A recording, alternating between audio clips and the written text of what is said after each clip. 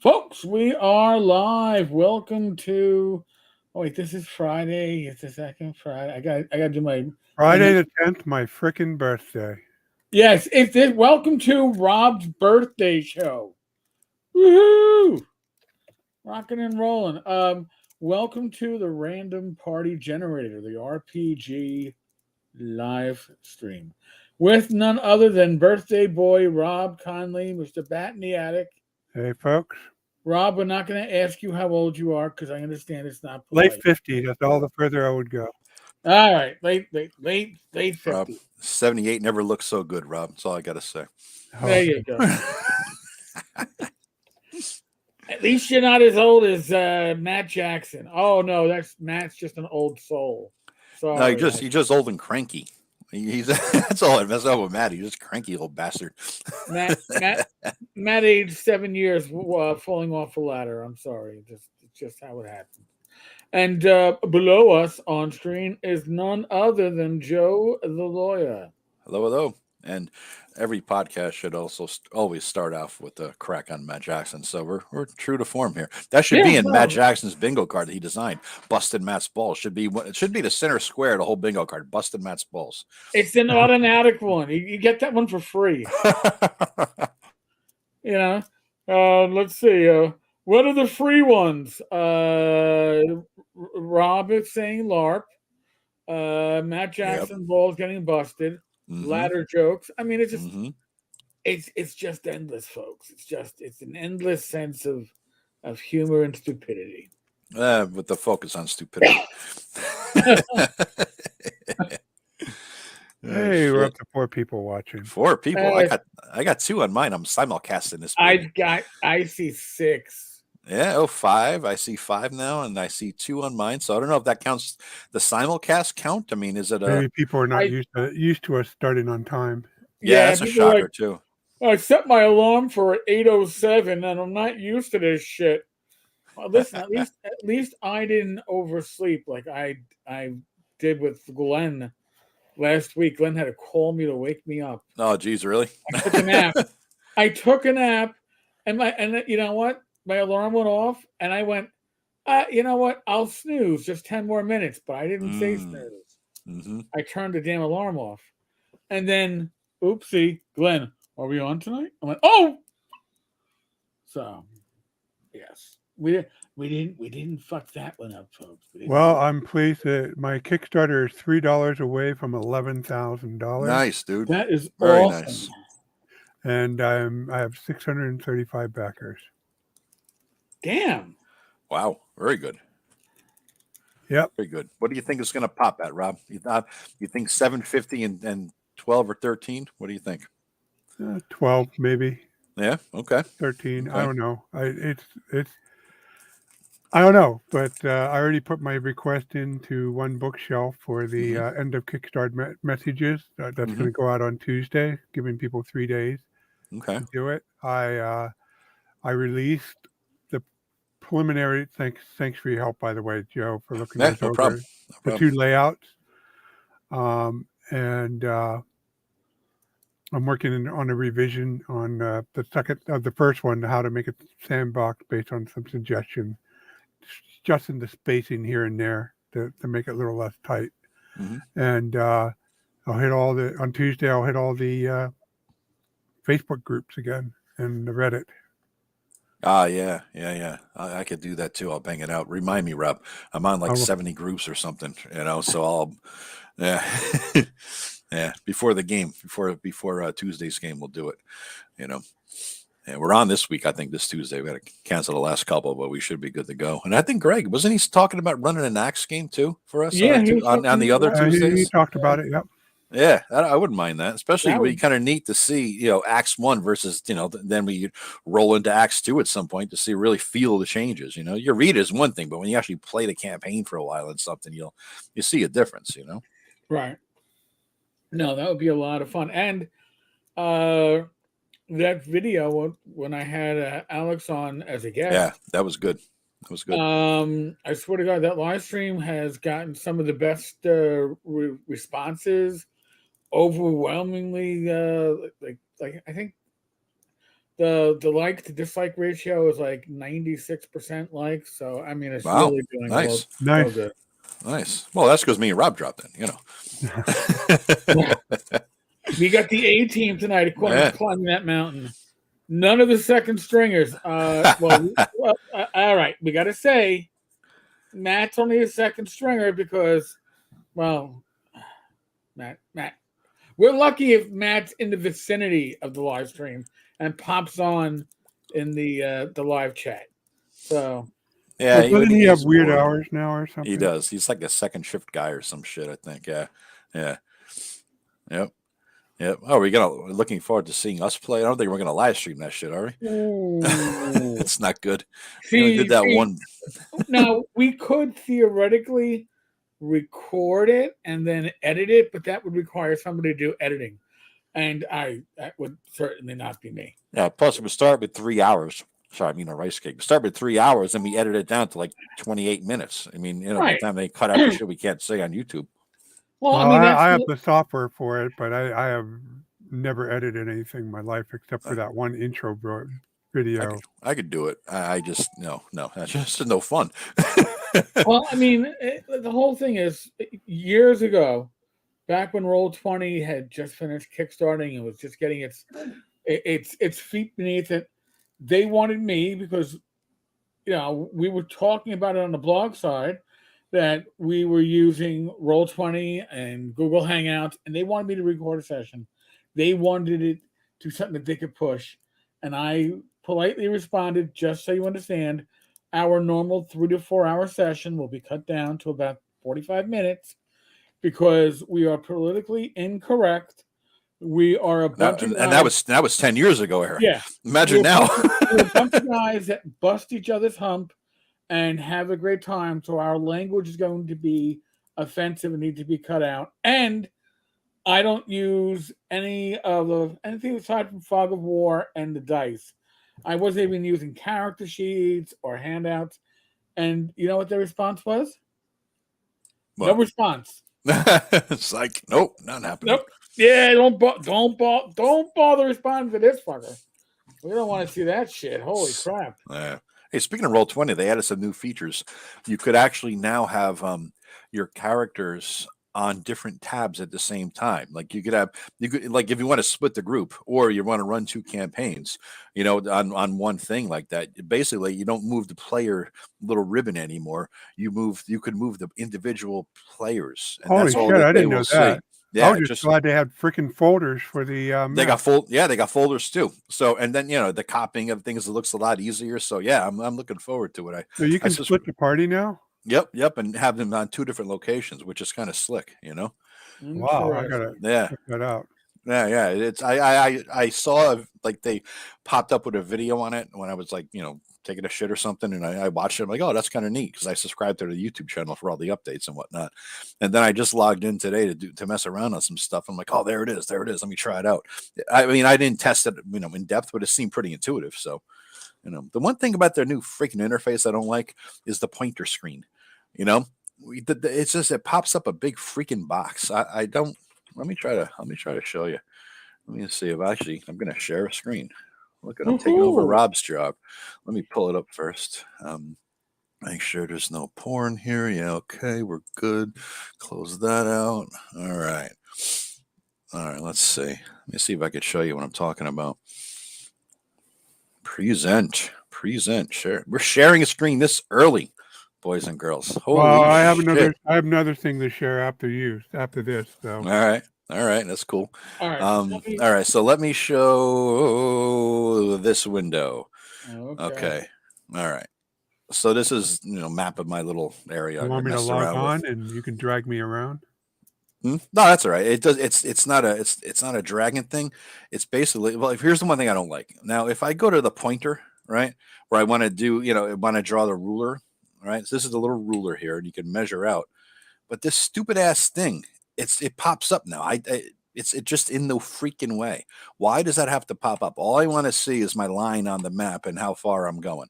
I don't want to see this goddamn thing pop up. That's freaking annoying to me. And you can't make it go away. You can't double click it. You can't minimize it.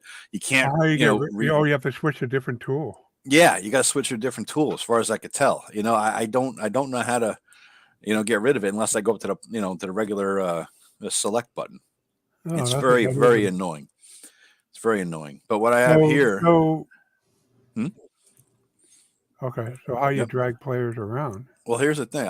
Let's learn it right now together, boys and girls. So we got, Tuesday quick fight area. It's not a matter. I don't think it's a matter of dragging the tokens, Rob. I don't think it's linked to the tokens. I think it's linked to the player, right? So here's all the players. Rob, are you logged in at Roll20? I can get in there. Log in. Tell me what you see, because here on the top, this is the new stuff. Well, you have pages and folders and stuff up here, which is nice because instead of putting a little page between each individual picture, like it was like in this middle area here, which I always clicked on it by accident on the wrong thing or wrong place. Now it's like add page. All right, cool. Here's a new page, and you could still move it around and all that, which is nice. So that's good. But and in the end, you could have folders for your pages. You could drag like random encounters, Parnas, however you want to organize this stuff, into the various folders, like the Battle of Hellgate Keep, whatever you want to have, you can have a folder for it and all the different maps. I took immediately advantage of that. Yeah, I like that. I do like that. So I'm here. So how you drag me to a different map? All right. So here we're going to learn this together. We have a region map, and it looks like all 10 members are on my region map, Rob. Oh my freaking God. I didn't know that. Right? So my region map is this yellow tab.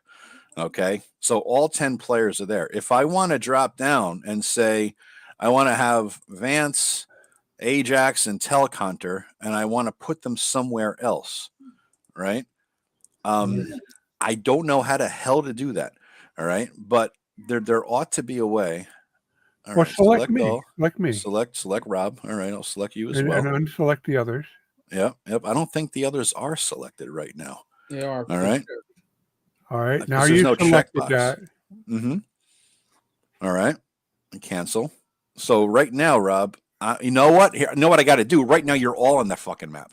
What I got to do is go to a different map. I'm on the Loudwater map now, right? Now, maybe if I check all of you guys on the Loudwater map, does that do it? No, check me. I have a guess. Okay. Check me. Right. Now drag. Yeah. Do what you normally do and drag that flag over to the Loudwater. Oh yeah. Okay. Let's see. Drag the Loudwater. Boom. All right. Now I think. Okay. Hold on. Let me check my thing. Yep. Okay. I'm on a different tab on my.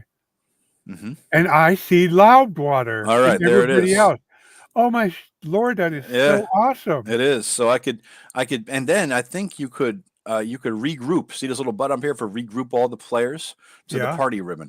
Boom. Now you're back probably at the region map, right? Yes, I'm back on the original. Wow. Yeah. So you could ungroup and regroup. So if I want to. Okay, try this. Yep, Select me again. All right. Put me on Loudwater. All right. I will put you to Loudwater. Now you're just there. Now drag the region drag your yellow flag from the region map to the big map. Okay. All right. You're now everybody. No, not Loudwater, to the big map. Oh, the big map. Okay. All right. Cool. And then drag me back the big map? to the regional map. Okay. I will drag your ass over there. I don't know that I can drag you, Rob. I can drag the tab. Now, do that regroup, and we should be all on the big map. Yeah. So regroup. Boom. Are you on the big map? Checking. Yes, I'm on the big map. All right. That's pretty cool. Yeah.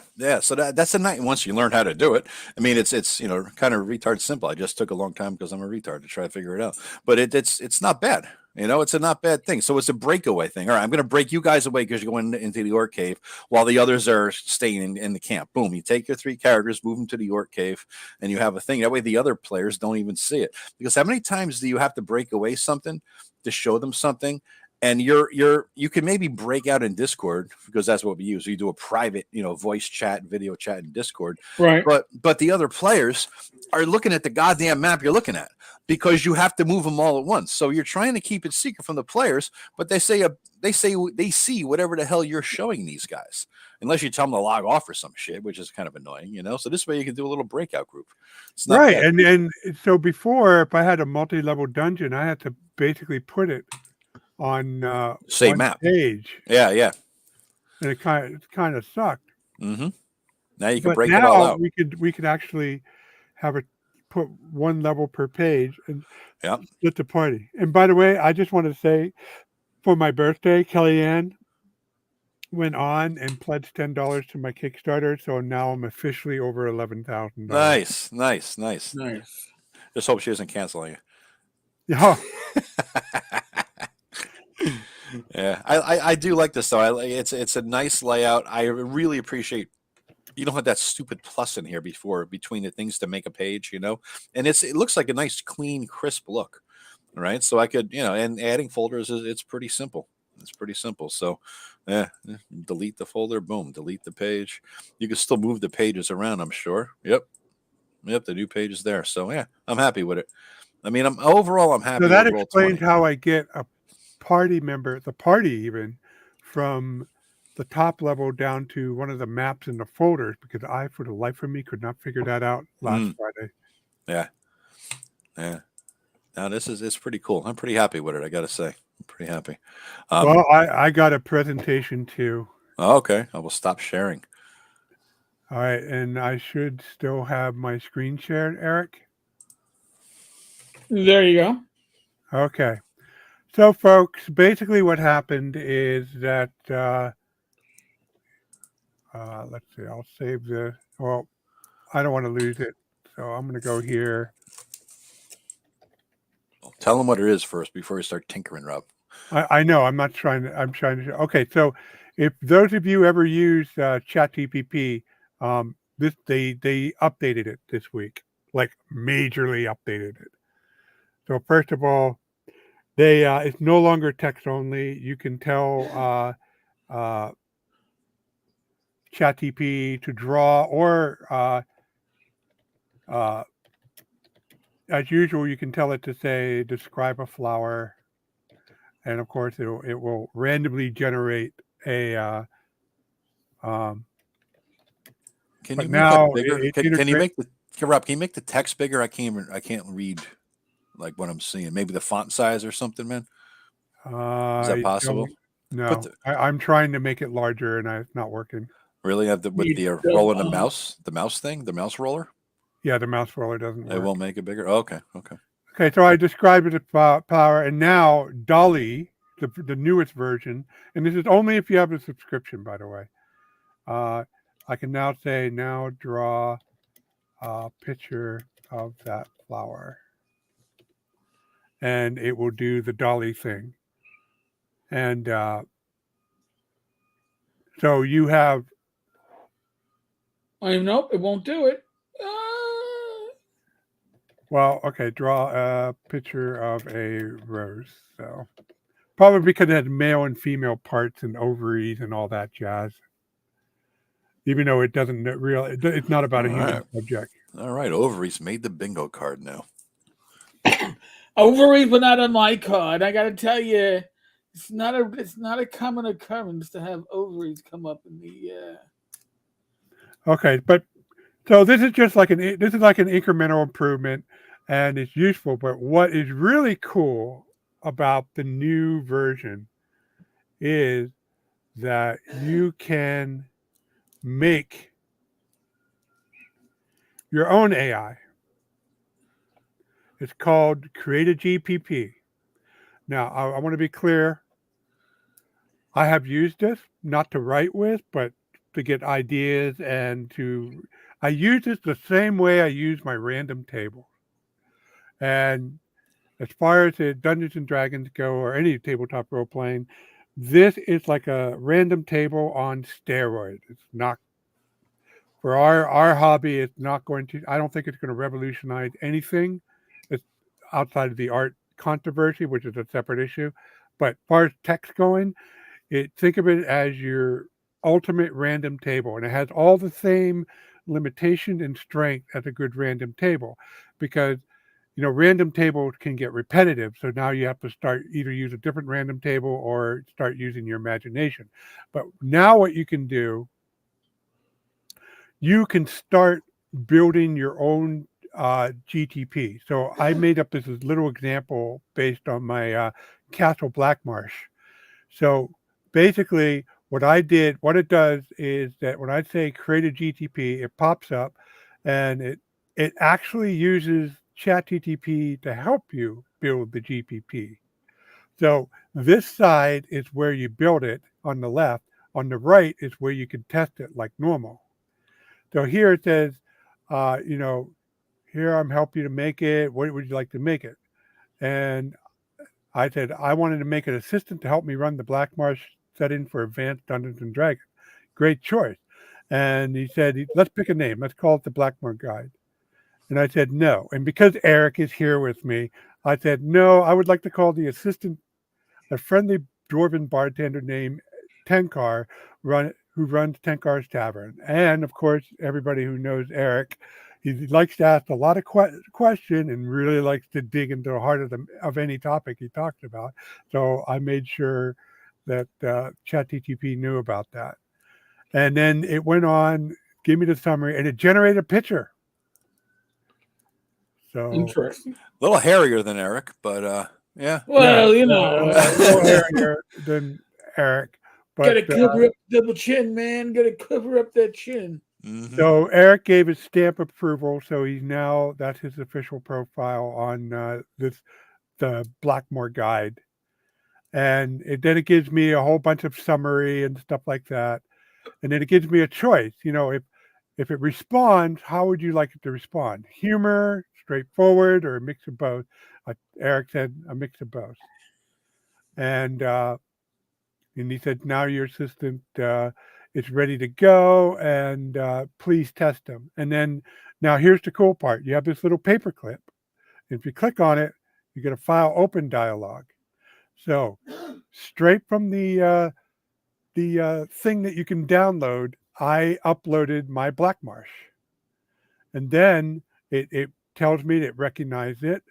And then I uploaded the Black Mark map, the map of the setting, and then the Castle Black Mark setting. So at this point, I can go here and say, to give you a tribute, tell me, and this is the part that we would use normally after we save everything, and who is the ruler of Castle Blackmarsh? And it's read my document.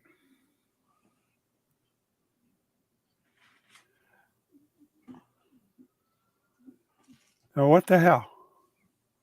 Well, that's not right. I love it when shit doesn't work when you try to make it happen for a live audience there,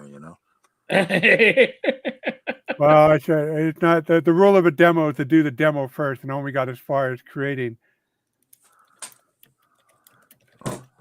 Well, Rob is trying to develop this. I want to ask you guys a trivia question here.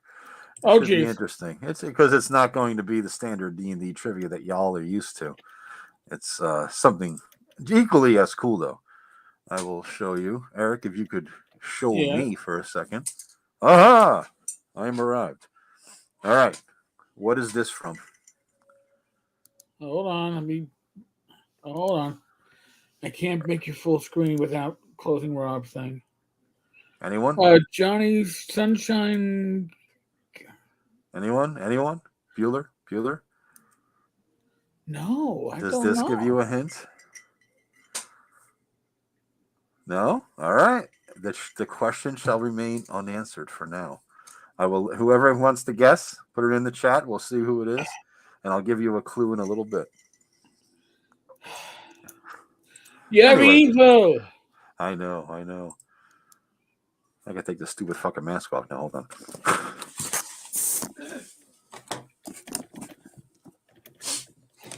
I do like the mask.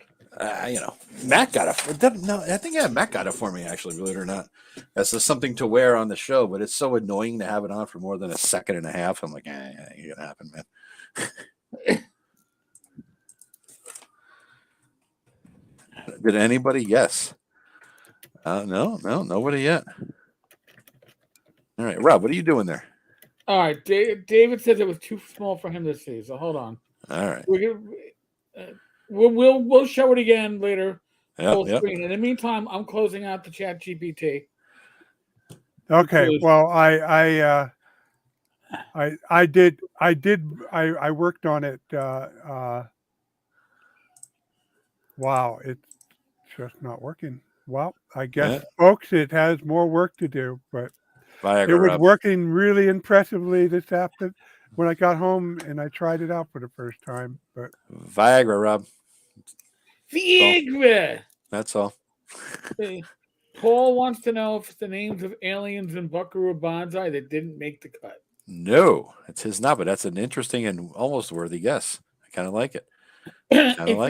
If this was my campaign and we were running an adventure and you gave an answer like that, I would find some way to make it relevant. What was the question? Is that a clue there? Is that a clue to anybody? Anybody? WKIP in Cincinnati. Johnny Fever. That's the cup he had.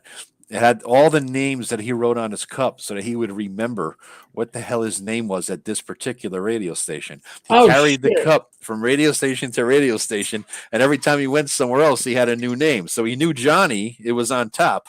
Johnny Sunshine, Johnny Caravel, Johnny Midnight, Johnny Duke, Johnny Style, Johnny Cool, and now he's Johnny Fever. There you go. Wizard Tower Games. You got it. I don't know if you got it before I said it, but you got it. Yep. There we go. Good deal. I'm really disappointed. It was firing on all cylinders. ChatTP was firing on all cylinders. I fully expected it not to work, Rob. I fully expected it not to work. Nothing ever gets, if you're trying something live like that, it never goes straight, dude. You know? It always goes tits up. Speaking of tits up. Yes. When you die, you go tits up, right? Unless it's 5e. That's true. You can roll multiple times to see if you go tits up. And if you're playing Adventurer Conqueror King system, you got to roll the dice to see what happens when they roll you over after you go tits up. That's true. I do like that rule. So Unscripted and Unchained, though, he had a video on his channel.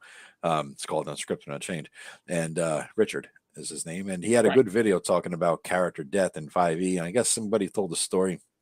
I guess some girl got annoyed because it wasn't even that she died; she got knocked down, and imminent death, whatever.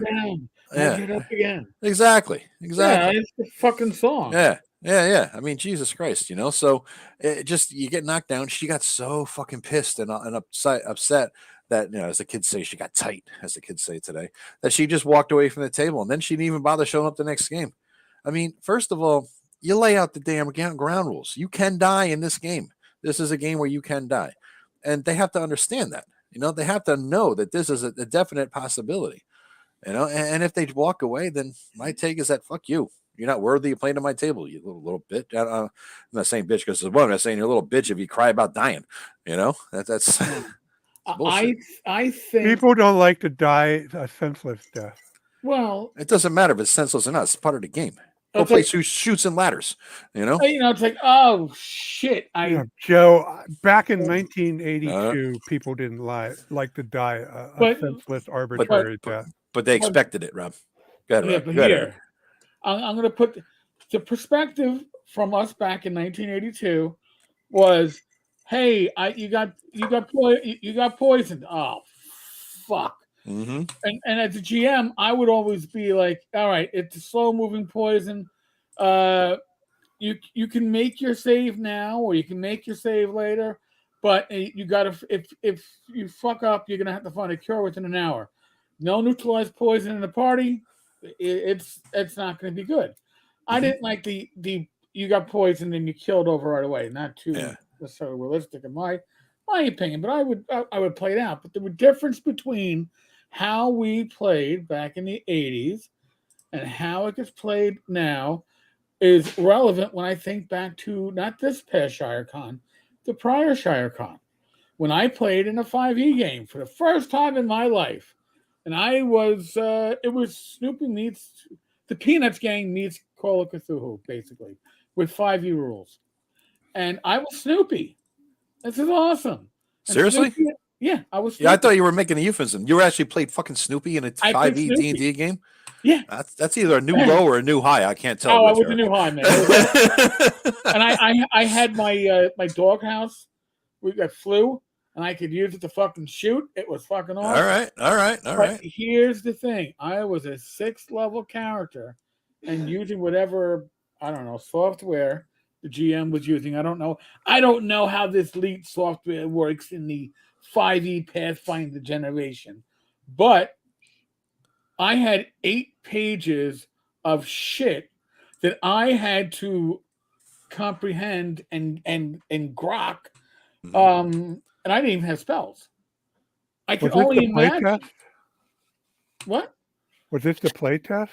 No, it wasn't a play test. It was an actual, session of somebody. One of the guys was, I It's core sounded books cool. only? Yeah. Core books and 8 I guess some pages? house.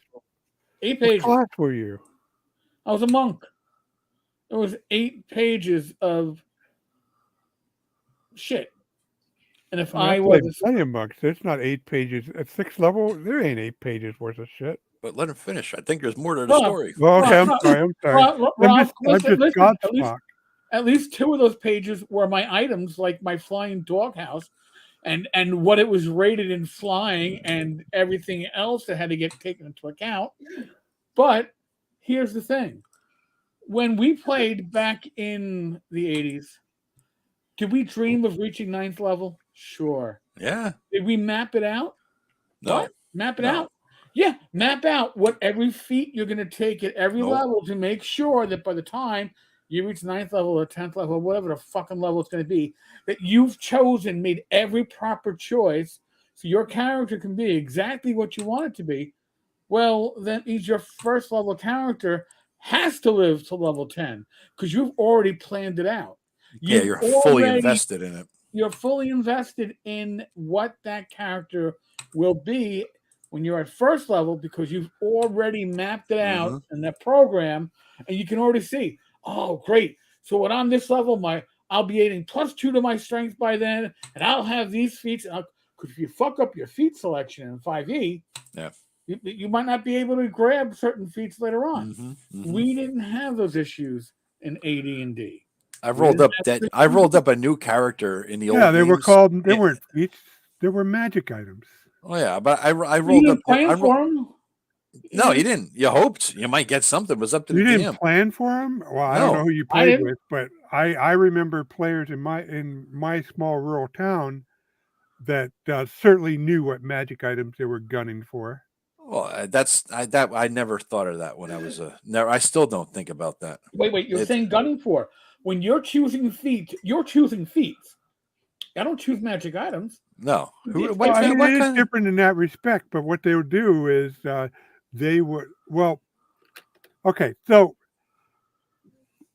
it's different when you're playing, okay, so how to explain this? In high school and junior high school, so from basically 79, the introduction of the DMG, until about 83, 84, there were a lot of what you would call open campaigns. Because even though AD&D was popular, we kind of all know who all of us who played. There was about maybe 3 dozen of us throughout.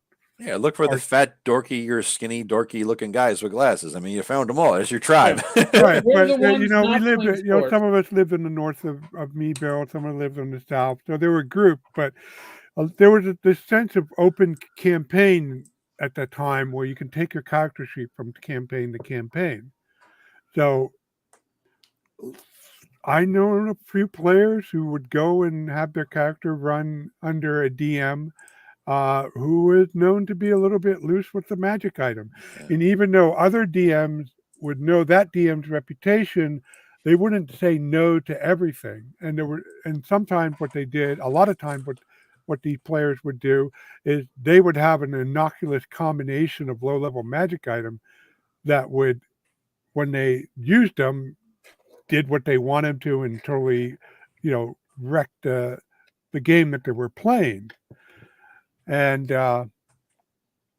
but all the stuff with feats and character building, that was both back in the day and today. But Rob, you're saying your experience, and that's great. When I played, and I played up in the Poconos, and I would play in New York, and I had a high school group, and I had a college group, And one thing we get different GMs, we never had open games. Yeah.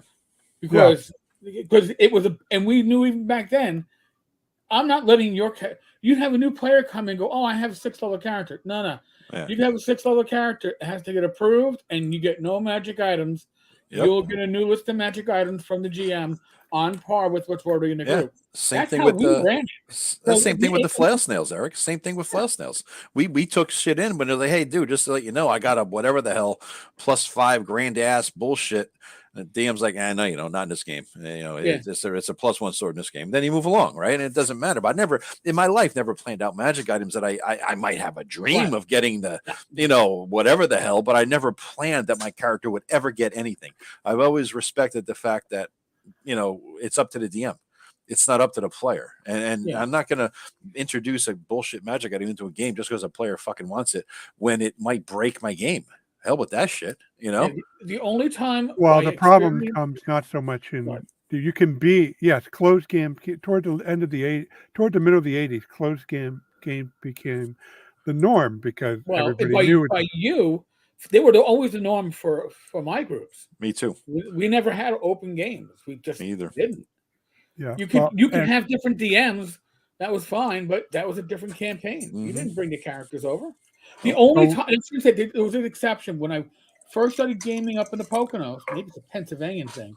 We only had 3, maybe 4 players if we dragged the guy who didn't really like playing along because he had nothing else to do. So we would rotate GMs, and what you did is you also had your own PCs going through it. So when you had your own PCs going through it, you always gave yourself the Holy Avenger, the +4 Defender. That's for my guy. Leave that. That lasted 3 months before we became, this is ridiculous because it was overpowered. There was no way then it became one person GMs, everybody else played, and we were happy that way. But we did not do open campaigns. May have been your experience, and even if they were, I don't see how an open campaign is similar to choosing your feats. Because you're certainly not going through an open campaign and telling the GM. When you hear these players talk, and when it comes to the closed campaign, these same types of players will basically play the DM. I mean, it's not like they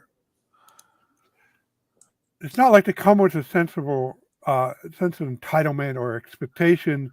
It's just they're smart, and they the DM's halfway fair. Then there are going to be opportunities for these players to, get the stuff that they want. They'll take what they can get. They don't get specific stuff, but they eventually learn what the DM will and won't give out during his adventures, and then they'll play it. But that's still not the equivalent of picking your feats. Exactly, and that's where Eric started this off. Players are way more invested before even level 1, before they roll their goddamn stats. A lot of them have picked out everything they're going to do from level 1 to 20 or whatever. Every advancement where I'm going to change my level, my class. Oh, I'm going to change my class to a prestige class at this point. They already know it from the start of the campaign. I'm going to think of ending. I'm going to splash into Warlock at 3rd level. I'm going to dip into the Thief at 7th level to get this thing. It's like, fuck you. I mean, the bottom line is I think that it's a combination of what you just said, Eric, is they're way more invested. I think it's just a pussier generation, for lack of a better phrase. You know what I mean? It just they can't accept that their feelings might be hurt, that something doesn't go the way they want it to, that, oh my God, the world's an unsafe place. Shut the fuck up. You know, come on, get real. Did you have a power gamer in your group, Eric, Joe? Always. I was the power gamer as a player. You always had a power gamer. Yeah. So you never ran into an obnoxious power gamer. Yeah, me. I was the obnoxious power gamer. Certainly have. Well, how were you obnoxious, Joe? If you respected the DM, how were you obnoxious? I was obnoxious because I was kind of a dick. I always tried to scrounge every chance I could. Every single chance there was the chance to scrounge, I would fucking scrounge. But I never had an expectation that, okay, because I'm a thief, you're going to give me eventually the boots and cloak of Elvenkind. That was not I wouldn't mind it. I never had an expectation that I would get the staff of the Magi, as a mage. I hoped for it, but it wasn't a plan. And because of that, I never invested. Sapphire Ridge got one at level 3 by accident. And listen, when you're a new GM, you certainly give out stuff that you shouldn't. And Yep. what I did when I realized that, because again, it was a closed campaign, and I would listen. Artifacts are in the DMG. It means you got to give them out, right? At least by third level. At least you got to get this stuff out there. So I put my players through Tomb of Horrors, but I allowed traps like the what was it, the Orb of Destruction, to not kill them. Oh well, that crown of Vecna, what you were wearing, well, that's gone. But you can't destroy an artifact. They didn't say it was destroyed. I'm just saying it's gone. And that's how I got that. Tomb of Horrors removed all 3 artifacts that I had stupidly given out, removed from my campaign. I mean, that was Gary. Thank you for adding that to the toolkit, because Yep. But I don't know. I believe the more things change, the more things stay the same. That the power gamers, their motivation, if you see a difference, it's because yes, the rules of the game, because of feats, because of being able, if you allow the change class every level, yes, the means by which they do it has changed, but the motivation and the range of obnoxious behavior that results from it, well, I have not I seen a think you change have in that. more. I think 5e enables power gamers. All right, so let's. Oh yeah. I'm not saying you didn't have power gamers back in AD&D or especially 2e. God, Blade Singer. Oh shit! I mean, well, look at third Destroy the edition. campaign. I mean, Eric, if you didn't plot out your bullshit in third edition and 3.5 in Pathfinder back in the day, if you didn't plot that out, you sucked. Your character was, it was the min, not the max, and you were a detriment to an average group. And so you would get shamed. It's like, well, why didn't you take this plus that feat? Then you have the whirlwind attack, and then you'd be able to take 78 attacks around if you took this other feat. Why are you spreading your feet out across the board, taking things that you really don't need? Why would you waste it on that when you can focus? I mean, Keith Davies used to make books like, a zillion page books about what you need to do. He did every supplement ever came out for any third edition 3.5 thing. And he did the feat chains, what you need first, the prerequisites, what each feat does, blah, blah, blah, blah, blah. And he had in-depth fucking breakdowns because that's the way he was, he could pull that off. Keith had a very focused mind for that stuff. And I'd be like, he'd bounce it off me. I'd be like, Keith, what the hell are you talking about, dude? You do realize that we're on different levels right now, and I'm much less than you. And just like back in the day, the power gamers who plot out their characters every level, what they ought to take, are just as rare today as they are back in the day. As Dave Thompson just noted, the average player is relative. It's just average. Yes, they don't want to suck, so yes, they might act on a few tips here and there, but they're nothing like a power gamer who plots out, I got to take my rogue here and I got to take my monk here, kind of deal. Nor, and the people who get invested in their character, role playing them, have this whole backstory, are equally as rare as the true power gamer. They're not rare at all, Rob. In my universe of playing with 5e people, that is the absolute norm. People are stalking that player's handbook, looking to figure out what am I going to be at 12th level when they're starting to roll their hit points at first level. That's where did you encounter them, Joe? In the bookstore, in the the library, and in the gaming store. At 3 different groups, and they all had it the same approach, Rob. Every damn one of them. So basically, people who are interacting with the wider gaming community. They were in. Dude, I put an advertisement, a flyer in the library, and I said, "Hey, I'm willing to teach you how to play D&D." And we had a couple online gamers. They were face to face. Yeah, they're face to face. I don't know what that means, but what difference does it make? But there were people who wanted to play D&D, and every damn one of them, as soon as they learned, one group in the library, I taught them. They were absolutely new to the game. There was about 6 or 7, mostly kids. I think the oldest was in their 20s, and it ranged from like 14 to 20. And I taught them how to play the game because that's how I advertised it in this library. And I was the tutor, and I certainly was not teaching how to min-max 5e because I didn't fucking know the system. I used this opportunity as a way to learn it, but I figured, shit, I know better than them, and I got 35, 40 years of DMing under me. I could roll with this shit. And so I taught this newbie group how to do it, and within weeks, they're figuring out, shit, I should have taken this, or I want to do that next one. I hit 5th level, I'll have this, and I'll be able to do that. That's how they rolled. It's more common than you think, I think. Yeah, but Power Gamer is an order of magnitude different. Just because a person is smart enough to realize that if some choices they feel are more optimal than others, doesn't make them a Power Gamer. It just makes them a smart player. I think we could differ on that, but I think we lost the thread of Eric's point, which is that most people, I think, are whiny about losing characters in 5e because so much shit goes into making them at an early stage. That's the overall point. I don't think that's disputable.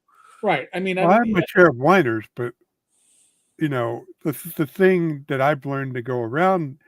I mean, I try to avoid. What I try to do is give them all the information so that when they die, they clearly fucked up. Basically, I don't give them things they shouldn't know, but it's like I TPK'd 4E parties twice. I split them up.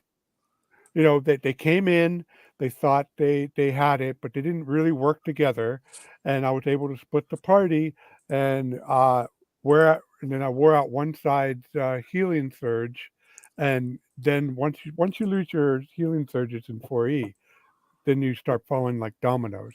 And then the other side I killed as well, and I did it at a convention game twice. We got some good comments coming up in the from the Peanut Gallery. So V's Wiki, in my 3E experience, most players were smart enough to plot their feat paths. Yeah. It led to a bunch of very similar min-max character builds. Yep. Okay. I mean, you didn't have that. Certainly wasn't an aspect of AD&D 1E. If you talk about 2E and you start doing the splat books, that breaks certainly. Again, Blade Singer was my bane, I tell you. Climbing that mountain, it's all online now. There are thousands of pages about maximizing characters, usually in debate form. I will admit I've stumbled into this. I didn't watch anything on YouTube, but I've read some of these discussions on how to build the perfect Paladin build, or builds that are combinations of 2 or 3 characters that have their own designation online as to what they're about.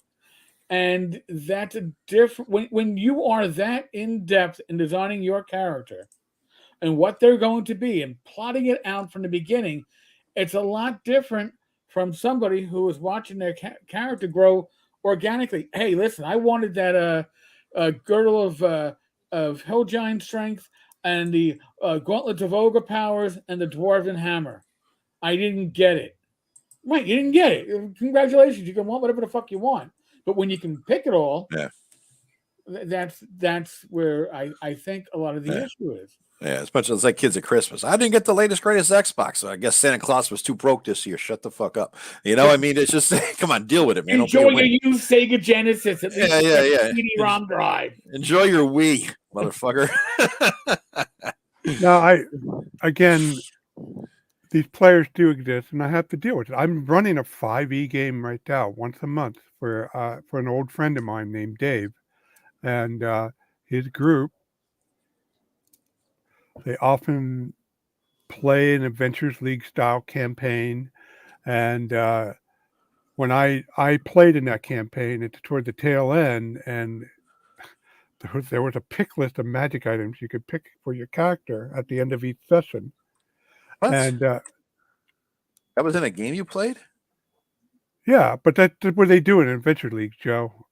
Oh, if you go to a game store and play in Adventure League, you get to pick the magic items that your character would get at the conclusion of the adventure. some of my players at another library were Adventure League players, and they came into it with the worst understanding of how D&D is run. That's all they'd ever played, and they had never played in somebody's real campaign. And so I'm doing stuff, and they're following anything I said. They assumed there was a plot hook that must be followed because it's a railroad, right? And anything they didn't understand the whole concept of a sandbox. They were just following around random NPCs because I mentioned their name, and they were going somewhere. Oh, there must be the adventures. I'm gonna follow. But Jesus Christ. And they did all weird shit too. Like the DM would just hand wave whole fights because it would be easy and a waste of time. Oh my God, hand waving fights? That's heresy to me. Fight the goddamn goblin. I don't care. You 9th level, kill the motherfucker. Roll some dice. It's there. You don't hand wave the goblin fight. I don't. Because sometimes shit is boring in D&D. Sometimes you're 5th level. You come across one orc. You might come across one Tarask. In the same goddamn campaign. But anyway, that's my tangent on adventures. No, that's not a tangent. I've encountered I countered players coming out of Adventures League. I've ran Game Store campaigns, not Adventure League. Well, I have run a few, but never regularly. I was always asked to fill in for something or run a special game day thing that was Adventures League. But yeah, and my solution, regardless if they're a power gamer or overly invested in the character, is twofold. First of all, lately, I will try to ground everything in how the settings work. If I use 5e, yes, 5e raw, then even though it's the raw classes, they're grounded in something. You experienced that with the Lynette. Yeah. I grounded something in the campaign, even it's bog standard out of the core book. And the second thing I do is I don't do balance encounters, but I try to do what I call natural encounters. And if there's a dragon that you can't take, well, usually the sign that there's a dragon there that you can't take, probably evidence from all the dead cows, the burned trees, and the fact that people are saying, there's a dragon in the damn hill. It's rarely that much of a secret. Yeah. Maybe there's some tomb like the one you guys uncovered that you had to go down the rock fissure with a rope. But even though it's a tomb underground, it could be anything like poison gas trap. So you guys were extra cautious on that particular adventure. And I try to do that natural, and for the most part, it works. Although you get players who keep insisting on trying to pull something from some book, and I got to say no. Yeah. And no, I don't understand that type of play or player. It's weird to me. It's a very weird thing. It's beyond even like module play. It's worse. It's at least module play had the same characters and whatnot, and you're playing with the DM. He didn't have as much of a campaign railroad already laid out for him by the publishers of the game. Right. You didn't have that same level of problem. But at this they're Adventurers playing League a game, Joe. That's the problem. They're playing. I know we call it tabletop role playing game, but we are really not playing a game like chess with pieces and victory condition. What we're doing is we're creating virtual realities with pen and paper. That Dave and Gary's genius is that they were able to figure out how to do a holodeck with just dice, pencil, and paper before starting. Even the term was coined, and that's so addictive and so well. We all know the possibilities and how our imagination can run wild. And while we do like the game aspect, it's really about us having adventures. But these players, they play a game. They're no different than melee or wizard characters, players who play the fantasy trip but are primarily interested in playing melee and wizard. I don't get what you're saying, Rob. We all play a game. What's the point? We play D&D. What are you trying to say? I mean, no, they treat it strictly as a game. Oh, like a bullshit Monopoly game, you're saying? A little bit more sophisticated, but pretty much like a bullshit Okay, Monopoly. Well, Anon in the chat gives us a little synopsis of what actually happened with this player.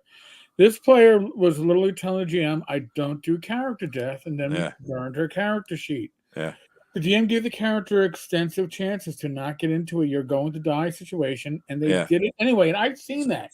Yep. I've seen that where people because for some it's like, well, you can't kill me, especially if you're in a situation where you're GMing in a game store. The idea is that everybody has to have fun, and dying ain't fun. They messed up, and then she got upset when her character got killed. Now, my style as a GM is I am not one that goes out of the way to kill PCs, but the reason is because my campaigns, as a default, you can't go spend 10,000 gold pieces to raise somebody. If you're going to raise somebody, you're going to be doing a fucking quest that's going to be difficult and almost likely to result in more character deaths. So you better really be sure you want to bring that person back. I don't like resurrection at all. I forbid it. I don't go out and forbid it, but if they want it, you're not paying for it. Nobody is going to allow you to pay for it. You've got to earn it. You're going to, and that is a situation that most or many groups aren't going to like, especially the player whose character died. Because guess what? If they want to be part of that next quest, they have to have a new character to be part of that next quest to bring their old character back.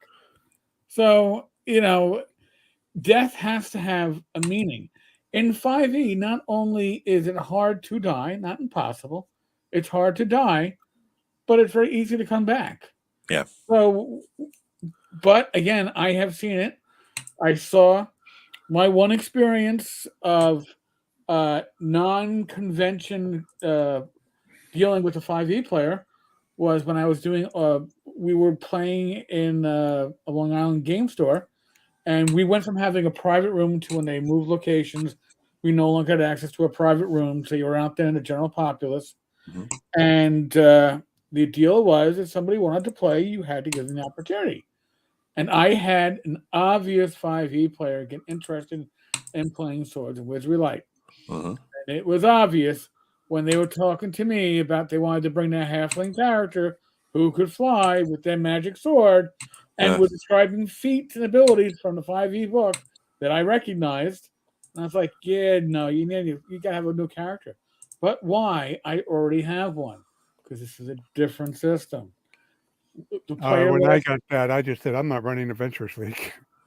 Well, what we did after by the end of that session, we all agreed to skip the next 2 sessions. So hopefully this person would just never come back. But it was the mentality was that I can bring in what I want, which annoys the hell out of me. Again, I run closed campaigns. If you're going to come into a campaign that's already been started, guess what? You're going to generate a new character. I will give you the experience points of the lowest PC in the party, and magic items that are relatively within range of the rest of the party. You're not going to be coming in with something that's pre-gened. It ain't happening. But that's how I run it. Everybody runs things differently. But I've always been a proponent of closed campaigns, not a shared open campaign. That's great. Again, flail snails, when it was happening, that was fine. That was the expectation. But when we were gaming in high school and college, or even junior high school, it was kind of like, yeah, no. One person has to be the one that controls the Monty Hallism, because then you can only have one person at fault if you turn into Monty Hallism. I had my methods don't work with all players. I had one player. He wasn't obnoxious about it, but he definitely he expected the DM to cater to his role playing, even though, like, he played a goofy barbarian for one of my sessions, and my Majestic Waterlands, Joe, is, as you well know, is not a goofy place. No, yeah. It has humor, but not like goofy. Yeah. And he wanted to play a goofy barbarian, but I still played it straight. He didn't die or anything, but it was obvious that the world wasn't catering, so he never came back after that session. And then that same player played him on my champion game, and I explained to him that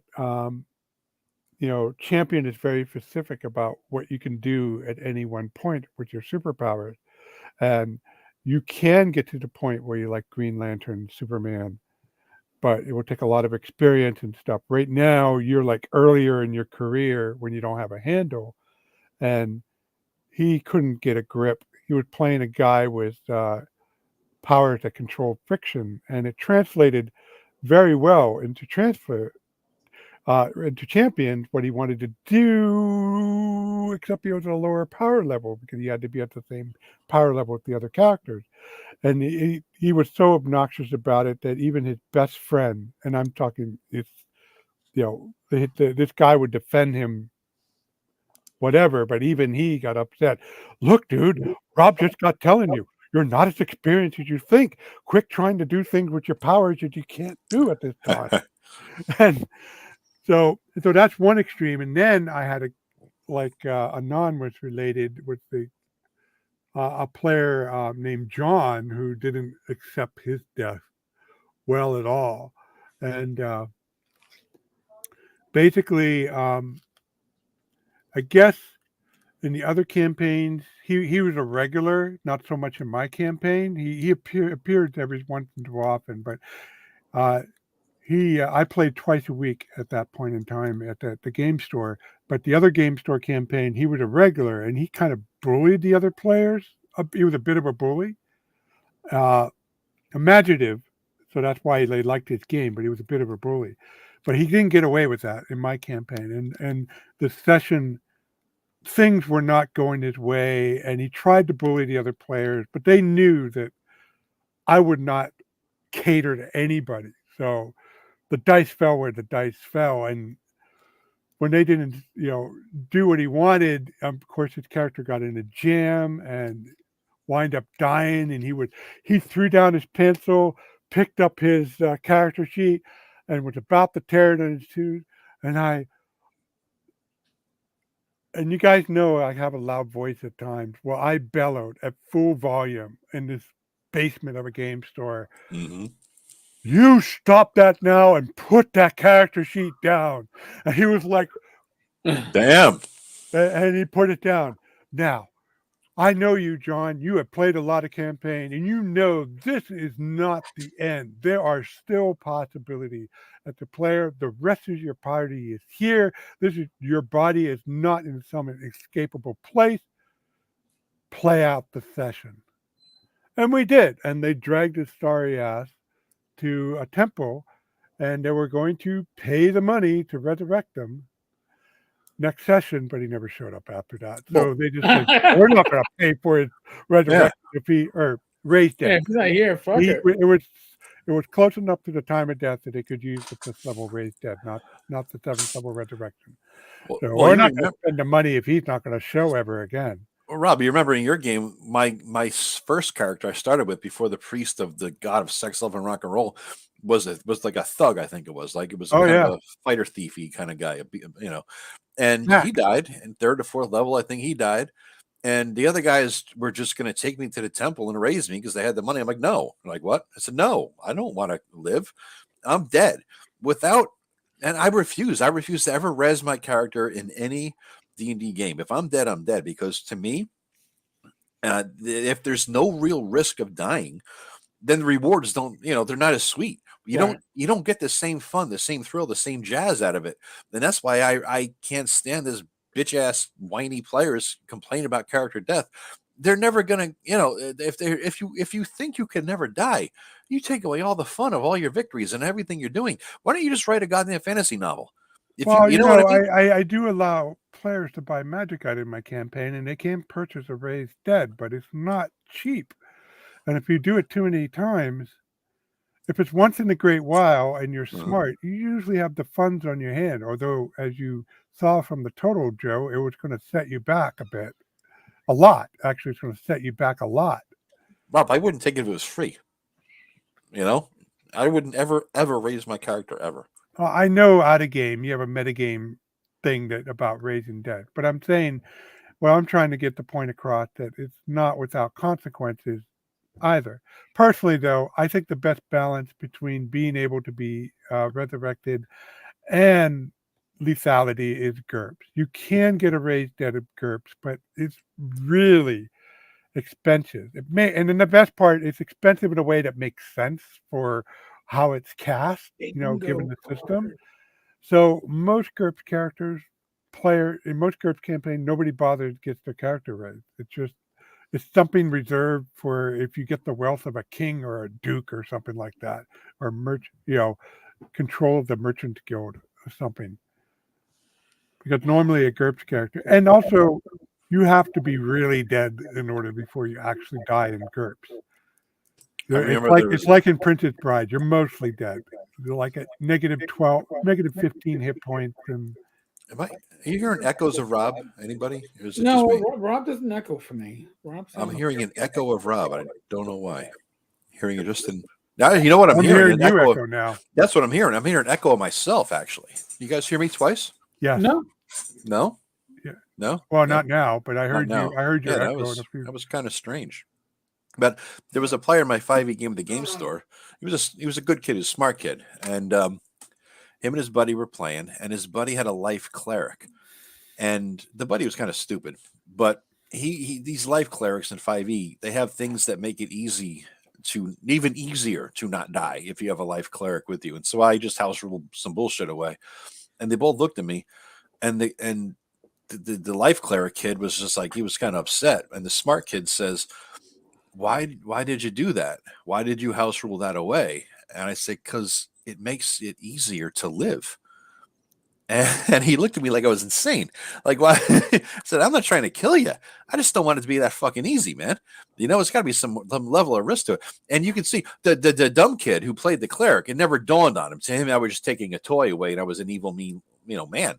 And to the young kid, though, you could see the light bulb going on, like, never thought of that before. That's a thing, huh? It was interesting to see the reactions. I mean, it's a generational thing, I think, most certainly. But some have the capability to grasp that.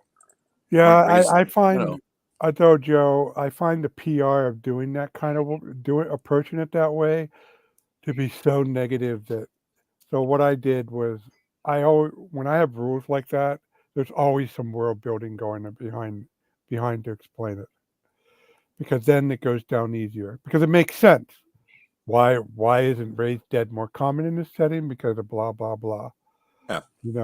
Although, to be fair, raised dead isn't. The raised dead is pretty much typical for whatever edition I'm running. Rob, what I'm talking about, a low level bullshit thing. It wasn't raised dead. It wasn't even a high level heal spell. It was just some low level bullshit thing that let life clerics keep people alive a lot easier than I wanted them to. It was like a first level ability or something. And I said, no, it's not there. And I just banned it. I said, that doesn't work like that in my game. Instead, you get this, So yeah, the hell with them. If they don't like it, they could walk away. I don't care if people walk away. I refuse to play with people in my games, whether in a campaign or a game store, that don't understand that the campaign and my style of play will trump all things. You know what I mean? That hence house rules that are 20 pages long. They will always trump whatever game you think you're playing. That's just the way I am. And if they don't want to play it, I don't care.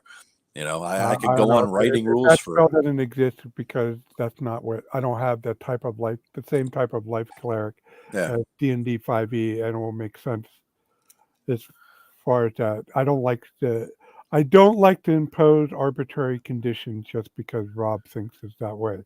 I like it if there is a condition, regardless of what it is, it's because that's how the world works. Yeah, I think you're right, Sapphire. I think you're right. The bonus action heal for D4. Yeah, I think that might have been it. It's like, yeah, I think that sounds. It was like 5 years ago, but it sounds familiar.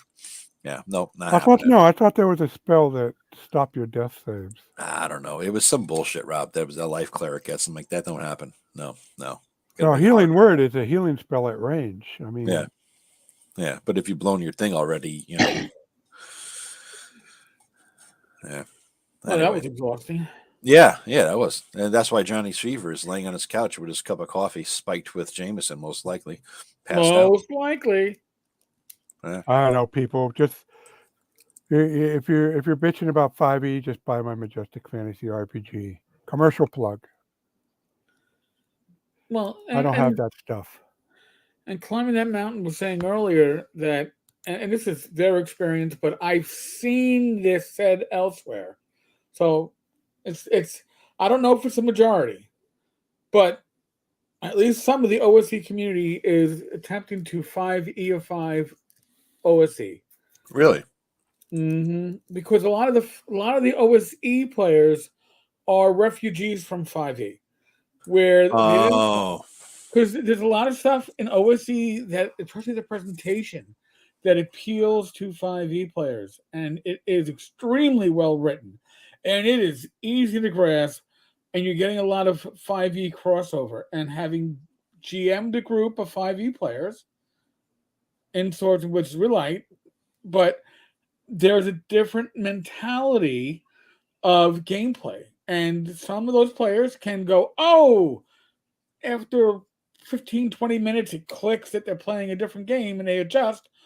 And some players will spend a whole 4-hour session saying things like, I need to roll to detect lie. I need to roll to detect it. I need to, dude, if you believe them, you believe them. If you don't, you don't. No, I need to roll. No, you don't, because this is not the game. So there are people that are going to have those issues. I don't know if it's a majority, but there's certainly a significant portion that brings some of their 5e biases with them. Kind of like when Californians moved to Texas, you know? that's pretty good. Yeah. And Texans hate them. That's pretty Like, funny. these goddamn Californians want to make Texas California. Yep. No, Can I make OSC into 5e? No. What do you think they're going to do? They're probably going to try to add some skill system, try to add some feats as you level up, try to add something that makes it harder to die, right? Some sort of death saves. Death saves are a simple import. You got to change nothing in OSC to add death saves, right? Yeah, so skills, some level of things that you get when you level up, kind of like what Shadow Dark did. I mean, Kelsey did it's like a random new half a feat every, when you level up, you get the roll on that table. Which is great because it prevents you from planning your character's Yes, advancement. agreed. I have exactly one feat in my Majestic Fantasy RPG, and it's because of Tim. What? He was playing a Monte Bank, and another player was playing a Order of Thoth magic user. And he asked me, and it's in my rule book now, but he asked me, Ken, because Ken was playing the Order of Thoth guy, can Ken teach me the Shield of Magic that the Thothian mage get? And it was reasonable. Said, fine. So if you look at the write-up of the Monty Black, it explains that if in-game you get a Thothian to teach you the Shield of Magic, then your XP table shifts over to takes more XP for you to level now, but you now know the Shield of Magic. That makes sense. So it does. So, and when I first read D&D 3.0, not 3.5, but 3.0 was called, I thought feats would be a great way to bring a setting to life. And then the first book that had a substantial number of feats was the Forgotten Realms Handbook for 3E, and it did just that. If you were from Tyre or Baldur's Gate, you had access to this list of feats. So all these different regions, Watergate, you have another list of feats. And I thought that's the perfect use. And then the Fighter's Guide came out, and all those splat books started coming out. And I mean, it's one way to bring a setting to life. It's also a good way to break your campaign because they're unbalanced against each other. You don't know who's going to get what they could do. I'd rather. I don't like a skill system per se. I like classes to have class skills. I don't like a one skill system anybody could use and dip into and take whatever. I like class protection in that way. And anything that would be a feat, like as I'm writing my own little RPG here. So what class is a merchant? I don't have a merchant. That's not a class. That's a goddamn NPC. But yet there were people who want to adventure buying and trading stuff No, between fantasy. I don't. That's not the game. You are a fighter, a wizard, Yeah, a cleric, a thief that happens to be trading on the side. exactly. It's not a class to me. You could do that as a hobby if you want, but that's kind of boring ass shit. But what I do with feats is anything that I read through all the various editions of various books, like different systems, even Axe and yours, Rob. I looked at it and I said, these things are interesting and they're not breaking the game, and I kind of like it. I'm going to put it in as a class ability, right?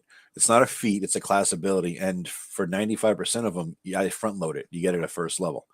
Right, so everybody gets these things. They're not overly powerful, and they're not stackable or pickable or treeable. You can't make a tree out of what you're going to get. You just get this shit at first level, and like little things like I have, I added some sort of a backstab rule, and I took from Troll Lord Games Cosmic Crusades that at first level you could only do it with a weapon in your melee hand, and at 4th or 5th level you could shoot a bow and get backstab. I kind of like that little thing, so I just baked it into my class ability. I just don't like feats because of that reason. A feat deteriorates the class distinctions, and just as well as skills do. And a feat could just break the game. I don't want builds. I just want somebody to say, Joe, this is what that's not how D&D is meant to be played. It is too, because I decreed it, Rob. I am the almighty DM. I just look like Dr. Johnny Fever right now, but normally I'm the almighty DM here, Well, it's not because if you look at the original 3 little brown books of OD&D, the characters outside of what spells they can cast, if they can cast spells at all, and whether they can, not even in fighting ability they differ. Fighting ability progression, yes, but even their hit point didn't vary that much. There's a few little tweaks between the fighter, cleric, and magic user, but by and large, outside of that, players were on a level playing field as far as what they can do outside of spellcasting. Yeah, I don't like that at all. I don't care what the hell Gary wrote in 1974. I think that's stupid. The D&D took a lot of time to perfect. It's like a steak that I had tonight. You need to cook it for a while. You need to get it going until it's just right. And in my opinion, D&D took about 20 years to get to my proper taste. Is that Greg? Yeah, my wife fell asleep. So I decided to come join you. You're impersonating Eric, and that's your motif. So this is a piece of custom black and white art that I made from Eric's other video, not live stream, but from one of his videos where he was making this gesture, and I was like, I can capture this. I'm gonna put this in an RPG product now. There you go. I'll be famous. You'll all want to know more. You've been following the conversation, Joe, Greg? One of the things I haven't, Joe. Okay. One of the things I like about GURPS was that players could tweak their characters. They don't tweak them to the nth degree because they want to be actually good at something, but they have all these little tweaks to their characters to what they can do. So that's why I went with OD&D / Swords and Wizardry Core as the foundation because that OD&D, the 3 brown booklets, preserves that spirit, has that same spirit, except with OD&D is all notes on a piece of paper beyond what the rulebook specifies. So I added skills so players can actually be better at certain things with their character than other things. So and it took me a while to tweak it so that it felt right for an OD&D based game. But I know that's different than from what you're saying. What you're doing is not wrong, but that's where there's a reason to do it. I have a reason to do it the way I'm doing it. Yeah, whatever works for you. I mean, it's just because it's all a matter of taste, Rob. I mean, Greg, we're talking about skills and feats and how it makes the play styles different. Front loading characters up where people figuring out their tree, and that's why people, because we jumped into your conversation that you suggested, Greg, about his video about player death and all that, and Eric was saying that basically it's because you put so much goddamn investment into it before you even roll your your starting hit points and Oh, yeah, whatnot. I'd agree with that. Oh, I have another check against. I forgot. I never. Let me summarize. Let me Okay, quickly just finish the summary here for Greg. Sorry. Basically, the other thing was I was saying, because I think it's a generational thing too, Greg, and that people are just wimpy ass bitches now, and they don't like definitely. and then so and then we got distracted a little bit here and there, but essentially the weeds. What happens? a little bit. My own son defended 3d6 in order to me recently. Wow. What? Impressive. You raised a good young man, Greg. Yeah, you can't be prouder than that, man. he had picked up the second edition DMG to look at, and just because there's some parts of it that I think are really spectacular. The beginning of the equipment section, when it talks about different coinage and stuff, really they went deep in a way that is not appreciated now, because we've got so much other things. The second edition DMG. Yeah. And he was reading something. He goes, "What is this other methods for rolling dice?" And I was like, "Well, this will give you a better if you roll 4d6 and drop 1, then you'll have better rolls." And he was like, "That's for pussies." Like, that was the first thing he said. Nice. He was like, it's like, So I said, some people, you roll it and then you can assign it however you want. And he was like, "Take what you get." I was like, yeah. There you go. He's a good kid. Yeah, so there's another check against power gamers that they hate, but it can be very effective in the long run, or in the medium run. It's not is whatever the players can do, the NPCs can do, because a flaw I see people complaining about feat builds and not being able to handle what these players are do, is that the standard 5e and 3.5 had the same issue. Is you don't fight a third level fighter who's guarding the city gate. You're fighting this special guard thing, or that this guard NPC that has its own stat block. But what I do is they're a level character, just same as the player. So whatever the player can do, they can do. And the thing is, the players who power game hardcore and ignore the wider world, they find out that they come up short against these guys who, well, maybe they don't have the thing quite as tweaked as they do, but guess what? They have allies. They're part of an organization. They're not just there by themselves.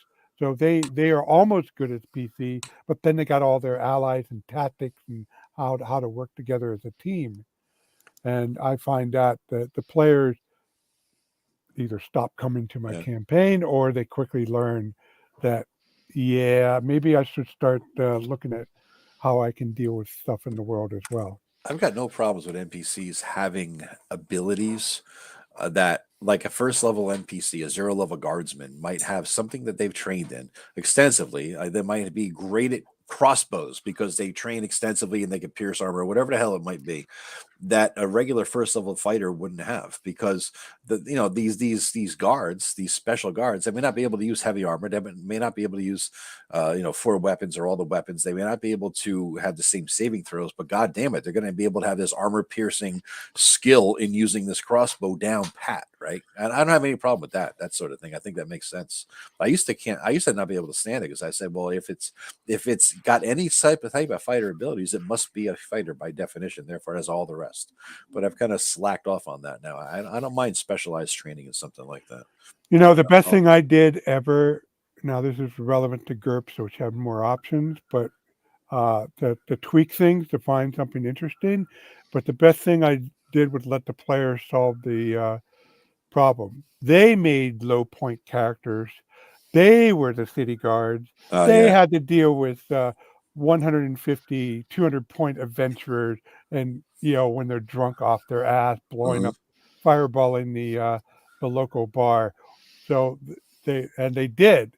And ever since I did that, for players who are aware of it, they don't fuck with my city guards, because they know that they have the book of operation, an operational tactic and book that the players themselves developed for them. Yeah. I remember hearing about that campaign. That would have been a fun one to play. Yeah. What's on your mind, Greg? Anything going on? I've had a rough week, but I have finally gotten a prescription for a new ADD drug after kind of accepting that I have some kind of allergic reaction to Adderall. So Yeah. All right. I'm maybe going to write another book in the next couple weeks. We'll see how that Yeah, goes. he got a prescription. He wrote a 1,000-page book in like an hour and a half or something. Not 1,000 pages. I mean, It was about. So what's this one going to be 200. about, Greg? I don't know. I'm working on a couple things that I'm very bad about switching projects. So I have several things that I've been working on simultaneously. There's like a Shadow Dark version of Skyrim that I've been working on. There's I remember hearing about that. Yeah. A compendium putting all of my equipment stuff and some new ideas into and like a generic OSR equipment book. Let's see. There's the thing I've been trying to work on in bits and pieces for Walking Dead. Just little stuff. I haven't been focused since I had to deal with the hives and the allergic reaction shit. Yeah, it's been shitty. All I could do was make, photoshopped pictures of Eric all day. So, can barely keep my focus up. Actually, it's really well done, Greg. You did a good job with that. Well, the source is pretty degraded in terms of video quality. There's all this stuff behind him, and you have to really Hey, work. I had to help a guy. Yeah. There was a guy on the one of the forums that deals with object. There was a terrible time trying to get a good quality black and white proof copy because he had some grayscale image. So I was teaching him how to convert grayscale to black and white and dither and all that stuff. Oh, yeah. And for people who don't know, dither is a way of taking a gray pattern and representing it as a series of dots. And sounds like a British euphemism for masturbation, actually. But anyway, continue. Anyway, I know how hard it is. Dithering yourself. Anyway, how hard it is to get a good black and white image reduced like that. One of the things that's hard I've had with a lot of books that I've read is that sometimes the black and white art doesn't layer properly with its transparency because maybe it came from a TIFF file or something that had some little bit of data in every pixel, and then when Adobe compresses the layers or something, it causes it. You can actually see the outline of the image box, even though it shouldn't be there. I have a suggestion for that then, though. I have a solution. It's just you don't realize it till you get the proof. You get the proof, and you're like, "Oh fuck!" There's these 5 images are fucked up. When I encountered images like that, I will reduce it if I can to either. In most cases, I can reduce it to 16 color, and the paint program I have that does that. When you reduce a grayscale image of 16 colors, you get a 16 color grayscale palette. Then I'll go through the palette and turn the very faint ones into white, and then I'll re-expand it, and then maybe soften it up just a tad to get the jagged edge smoothed out. But that usually gets rid of all the scattered little bits of gray and the big. Both I and Dr. Johnny Fever are in the exact same position right now. Let's move it along here to something else. It's unfortunate you don't have any skills, Joe. But I have none. I have none. I hope that helps. But in the worst case, I do the 256 color one, and that there's 256 colors to deal with. But you can do the same thing with that as well. Well, I have all the art ready for Blood Island whenever you're ready to get the layout done. You had me at dithering, and you lost me at like layers and shit, dude. So I mean, I was done. God, hey, Greg, you're gonna run the layout for Blood Island? Nobody. I was just joking. Nobody's gonna do it because Joe's never gonna be done. Gonna do it. It's later than Far West. I don't know that I'll ever finish it or publish anything in my life, dude. I just do it for my own self, I don't think it's such a hassle. mean, what a fucking hassle it is. Watching you guys doing this, like, God, fuck that shit, man. I don't want to deal with that. I just tell have you, to- the best drug you can take is watching people using your shit and they're having fun with it. I guess I know, but yeah, whatever. I've heard Well, if you're ketamine's cynical pretty about good. the human race, then maybe that doesn't have quite the same payoff. Yeah, I couldn't care less. I mean, it'd be nice to see my book on a shelf somewhere in a store randomly, I guess. But I could care less if it was on a shelf. I want people to use my stuff. I want to come someday. I've always thought in my head that I could write some fiction, fantasy, blah blah blah. Right? We all wanted to write the next Lord of the Rings, but I always had in my head that how cool would it be? Because I'm a used bookstore guy, but not the fancy ones. I like the used bookstores where things are in boxes and crates and under the thing and around the top, and you got to like dig for stuff. I would love to someday come across a used book that I wrote years earlier in a used bookstore like that. That would be to me the greatest thing ever. I don't know why. It's always been an image. And you need I to would have say a penis on the inside cover drawn. Yes, and to see little notes inside there, underlining, things like that would be kind of cool, man. That'd be really kind of cool. it was neat seeing my stuff come at Noble Knights for the first time, and then nice. they overpriced it, and I bitched at them. Dude, I'm still selling this for $12, and you're charging somebody $18 for it. Collectible. Collectible, exactly. First edition, baby. Listen, I pointed it out with Noble Knight, I don't know, 5 years ago, and I got blowback from Noble Knight and a few of their stronger fans that I was pointing out that they were stuff that was print on demand. Uh-huh. They were asking for new prices. Yeah, I was like, and I pointed it out, and I got blowback, I believe, from Noble Knight, and I got blowback from others in the industry because not because of their pricing, but Noble Knight does some good things for the hobby. One of them certainly is not pricing, but they have certainly done things to help people who have done pretty lame shit. Actually, Ken Whitman, covers for some of Ken Whitman's shit and take care of people that got fucked by his Kickstarters. So yes, they earn props for that. But when I'm told the excuse that they don't know what stuff is print on demand. They're a fucking. That's the whole business. Yeah, really. Eric, they could have said, "Oh, I see what you mean." No, they're arguing philosophically with you. Yeah. So both first and second edition Ambition and Avarice are on Noble Knight's website, out of stock. So really, I'm sold out, people. Nothing available. No. I don't think I have the Well, first I edition told him print. I had a original edition style cover for Majestic Waterland, and when I took down my Lulu store, I told Noble Knight that book with that cover no longer in print. Do what you want. Well, Joe, the first edition was more streamlined, had more of a classic OD&D type chassis, but there was skills run as X plus, like in Adventure Conquer King. Yeah. So like you would start out with like a 17 plus in picking locks, and you could work it down to 15 and work it down to 13 or something like that. Yeah.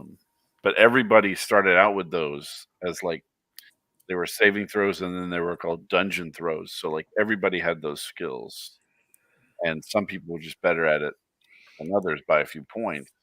But you could still, like if you had to pick a lock and the thief was unconscious, other people could make the attempt with the numbers that they had. Yeah, that's what you missed that part. I think you might have come in just as I finished my rant about class protection. I don't like generic skill systems, really.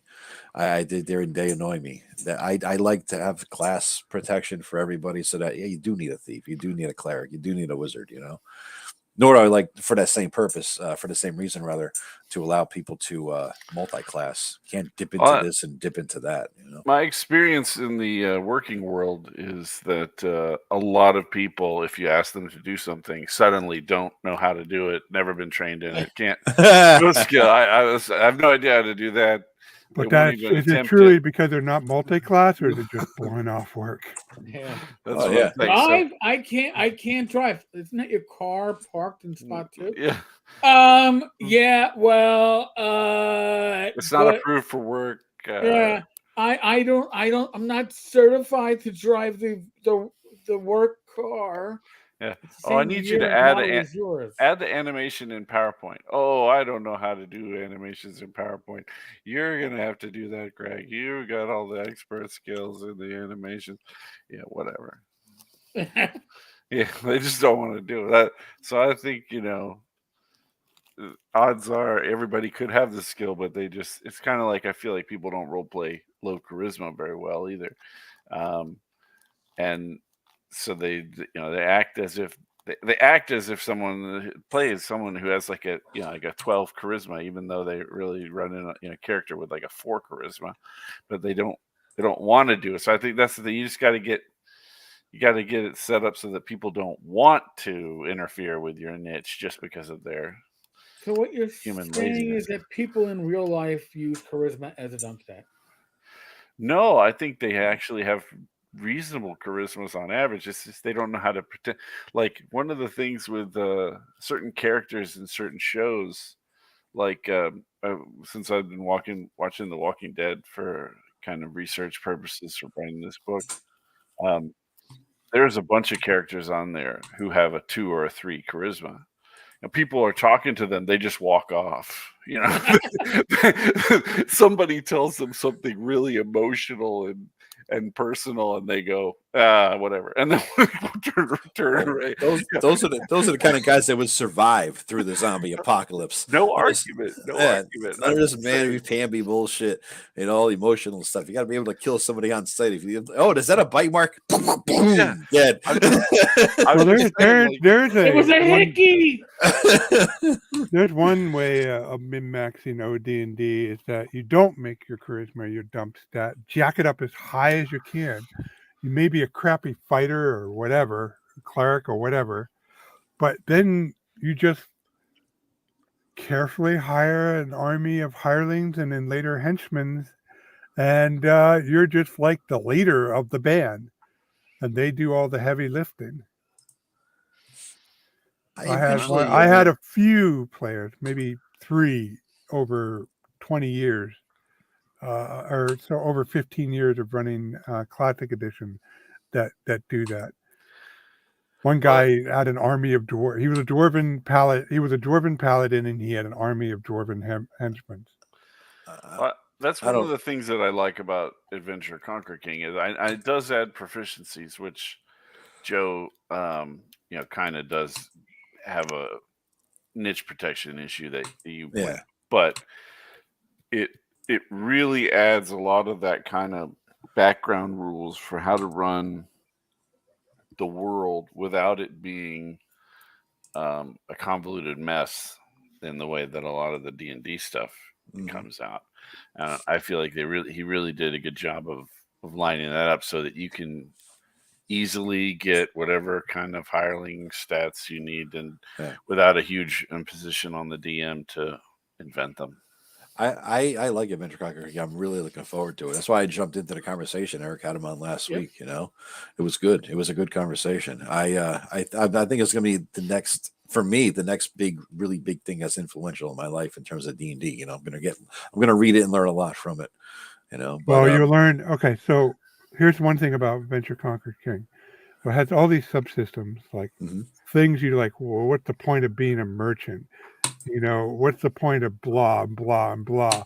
Because it goes, see, the thing is, though, when your focus of your campaign, when you make the focus of your campaign about making your mark on the world, i.e., if you're in high school, knocking off the king or founding your own kingdom, pretty basic goal, right? That's the goal of my character when I was 40. So I don't know about high. I know it's all ages, but when you say to a high schooler, do you want to make your mark in the world? It's, I want to be king, and most players would say I want to be king. Or you get a few that I want to build my awesome wizard tower, and maybe a few would say I want to be, the godfather of city state.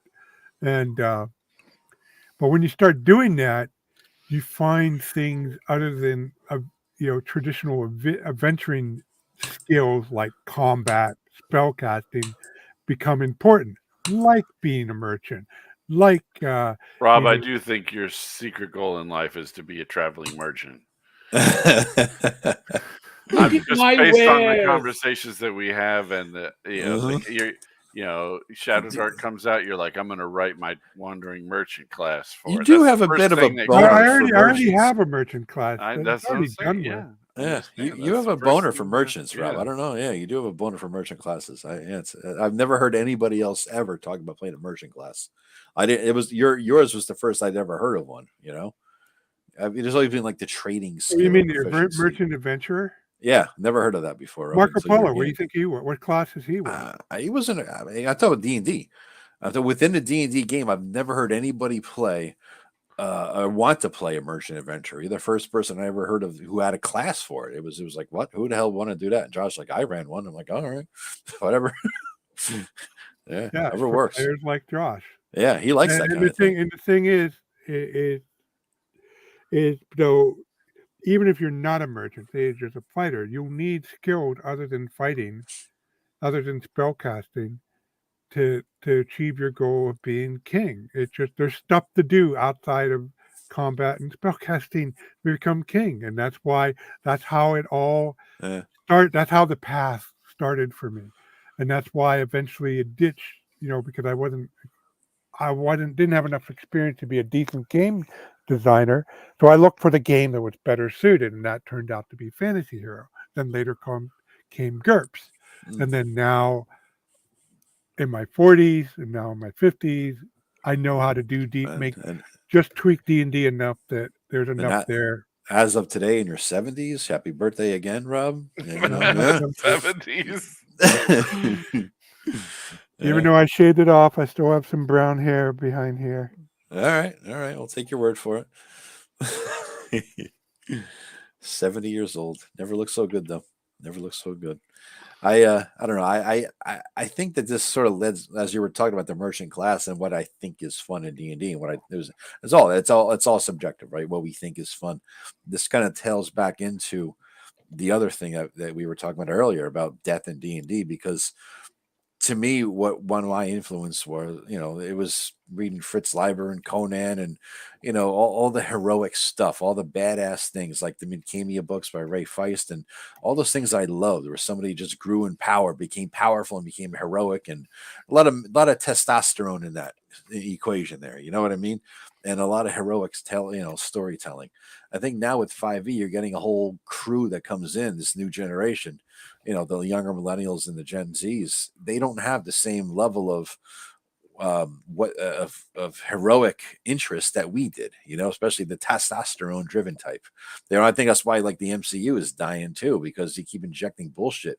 People, I mean, the Loki series, him and the blonde haired guy spent 15 minutes talking over coffee, having a piece of fucking cake. Is that a goddamn TV show, or is that just watching a coffee shop scene where three women get together and bitch about their husbands? Yeah, that last episode was really very unsatisfactory. Well, this may be going a little too deep for at the end of the podcast, but for me, Joe, that the whole basis of that is that maybe this is because of the nuclear weapons kind of putting an end to traditional warfare, but we don't have an appreciation for the reality that you can talk and negotiate and bargain, but at the end of the day, there is a violent solution to everything. All the laws that we have, if you don't pay your taxes, it's not going to end in discussion.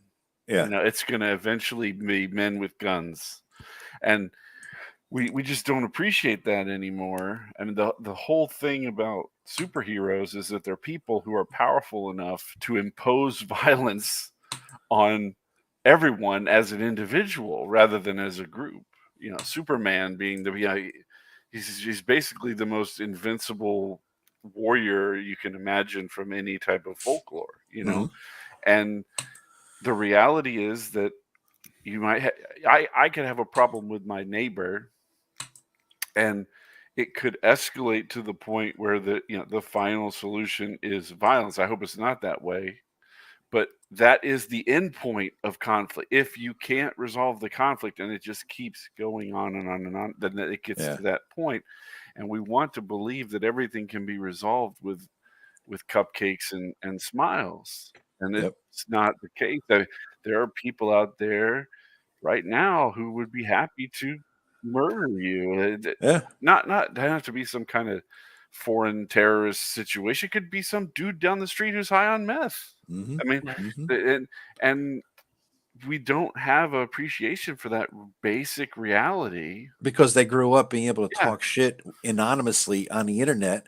And they don't understand that if you ever said that to somebody to their face in person in a bar or something, you would get your ass pummeled, and they've never learned consequences. So they've never been trained in cause and effect. They don't know how to act in a real human fucking being setting.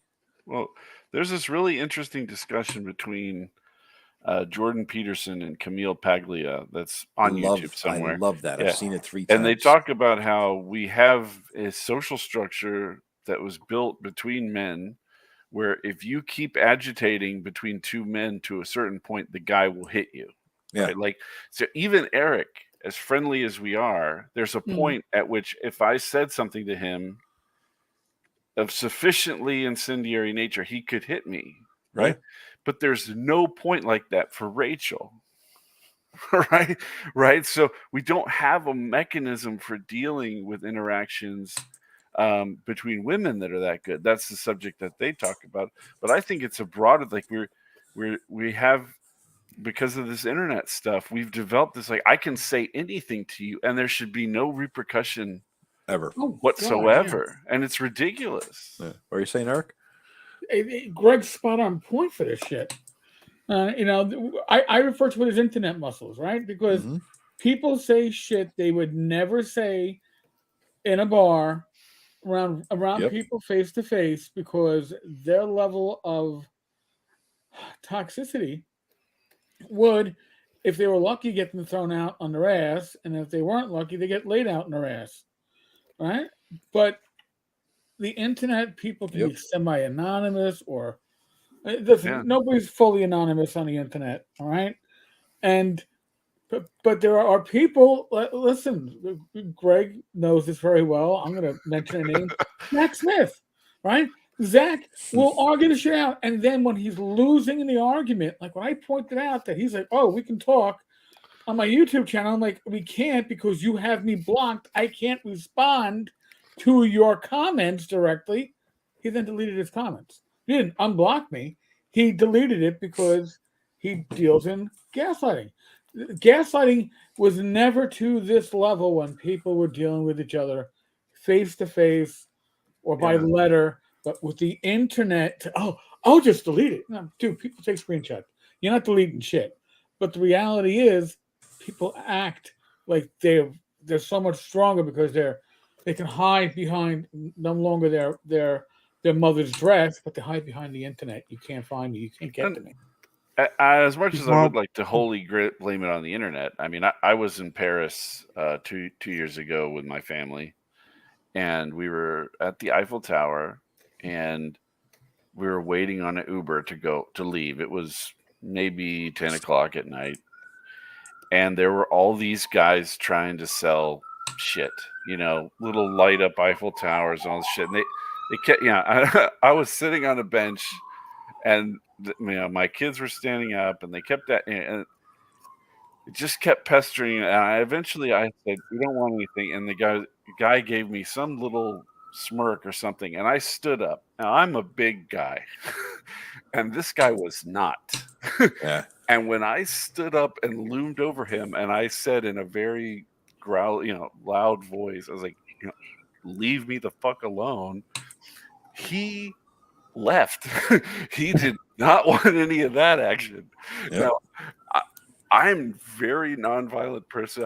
I do not get into physical confrontations, but I was tired. My family was there. I was like, I am not taking any of your shit. And that guy backed down immediately because he knew that if he pressed forward one more time, that was going to be a serious risk. You realize that, Greg, that a 23-year-old, the typical 23-year-old, would not be able to read that body language, even on an instinctual level.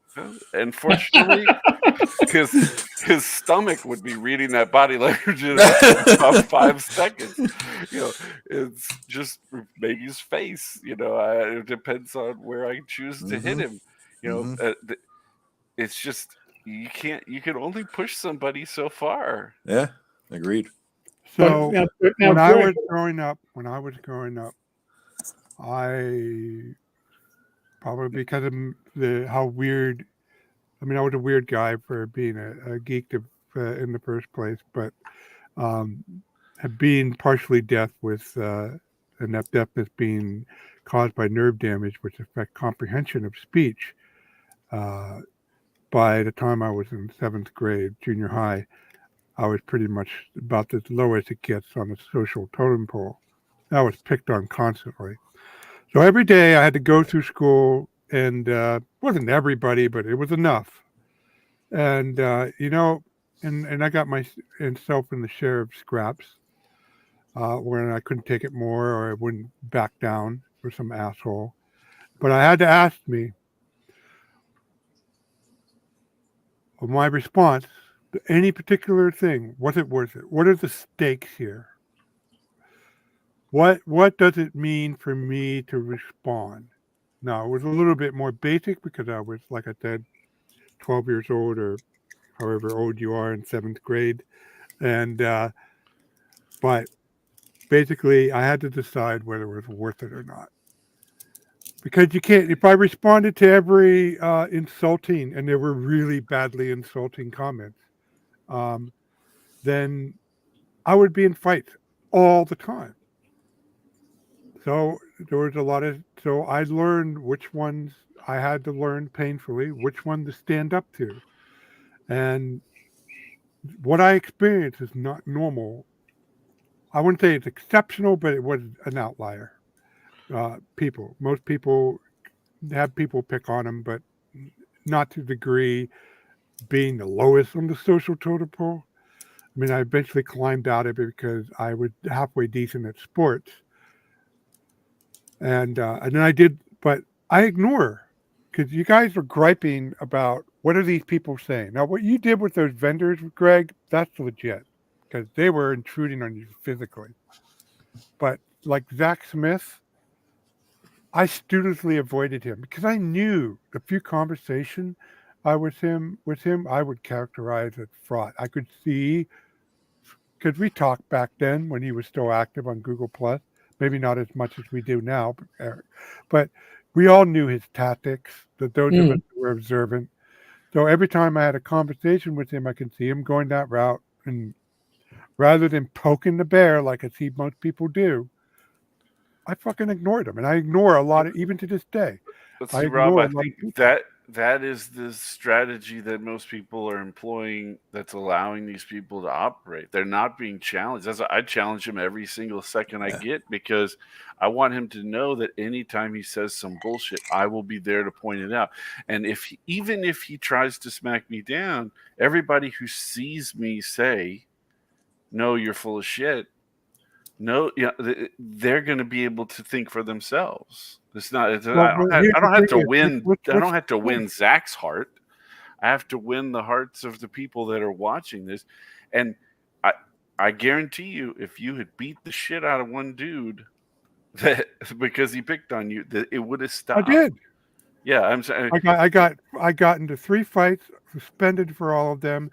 Then the principal was shocked when my mom heard, and she was a teacher in the same school system, not my school, but she was a teacher at an elementary school when I was in junior high.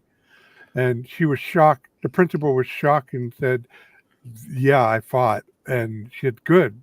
About time that Rob stood up for him." But after the 3rd incident, she told me to quit, and I did.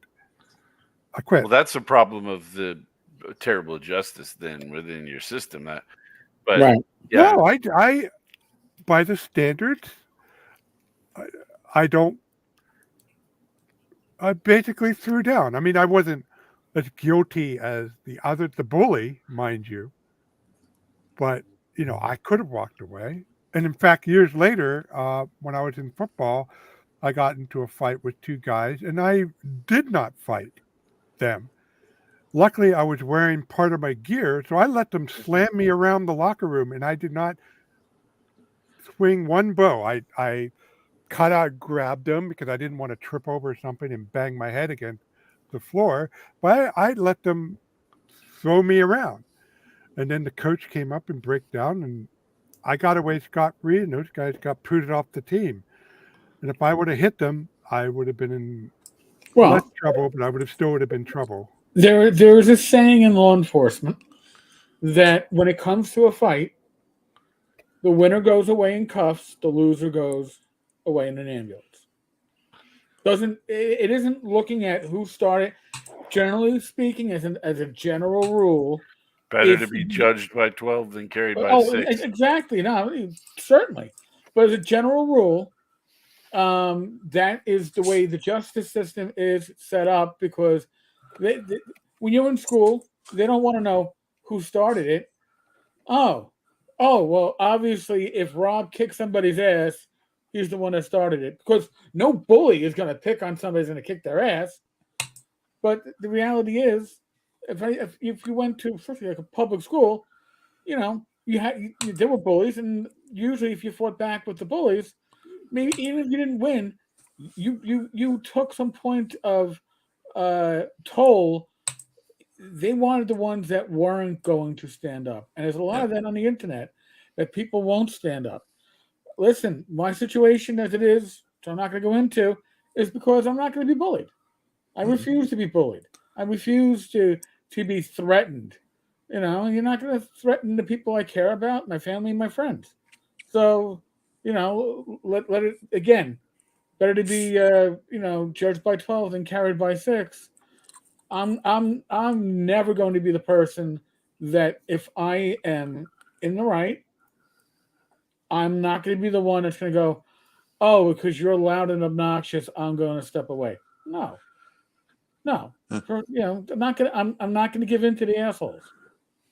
I say it depends on the stake, Eric. If it's a threat to life and limb, I treat it differently.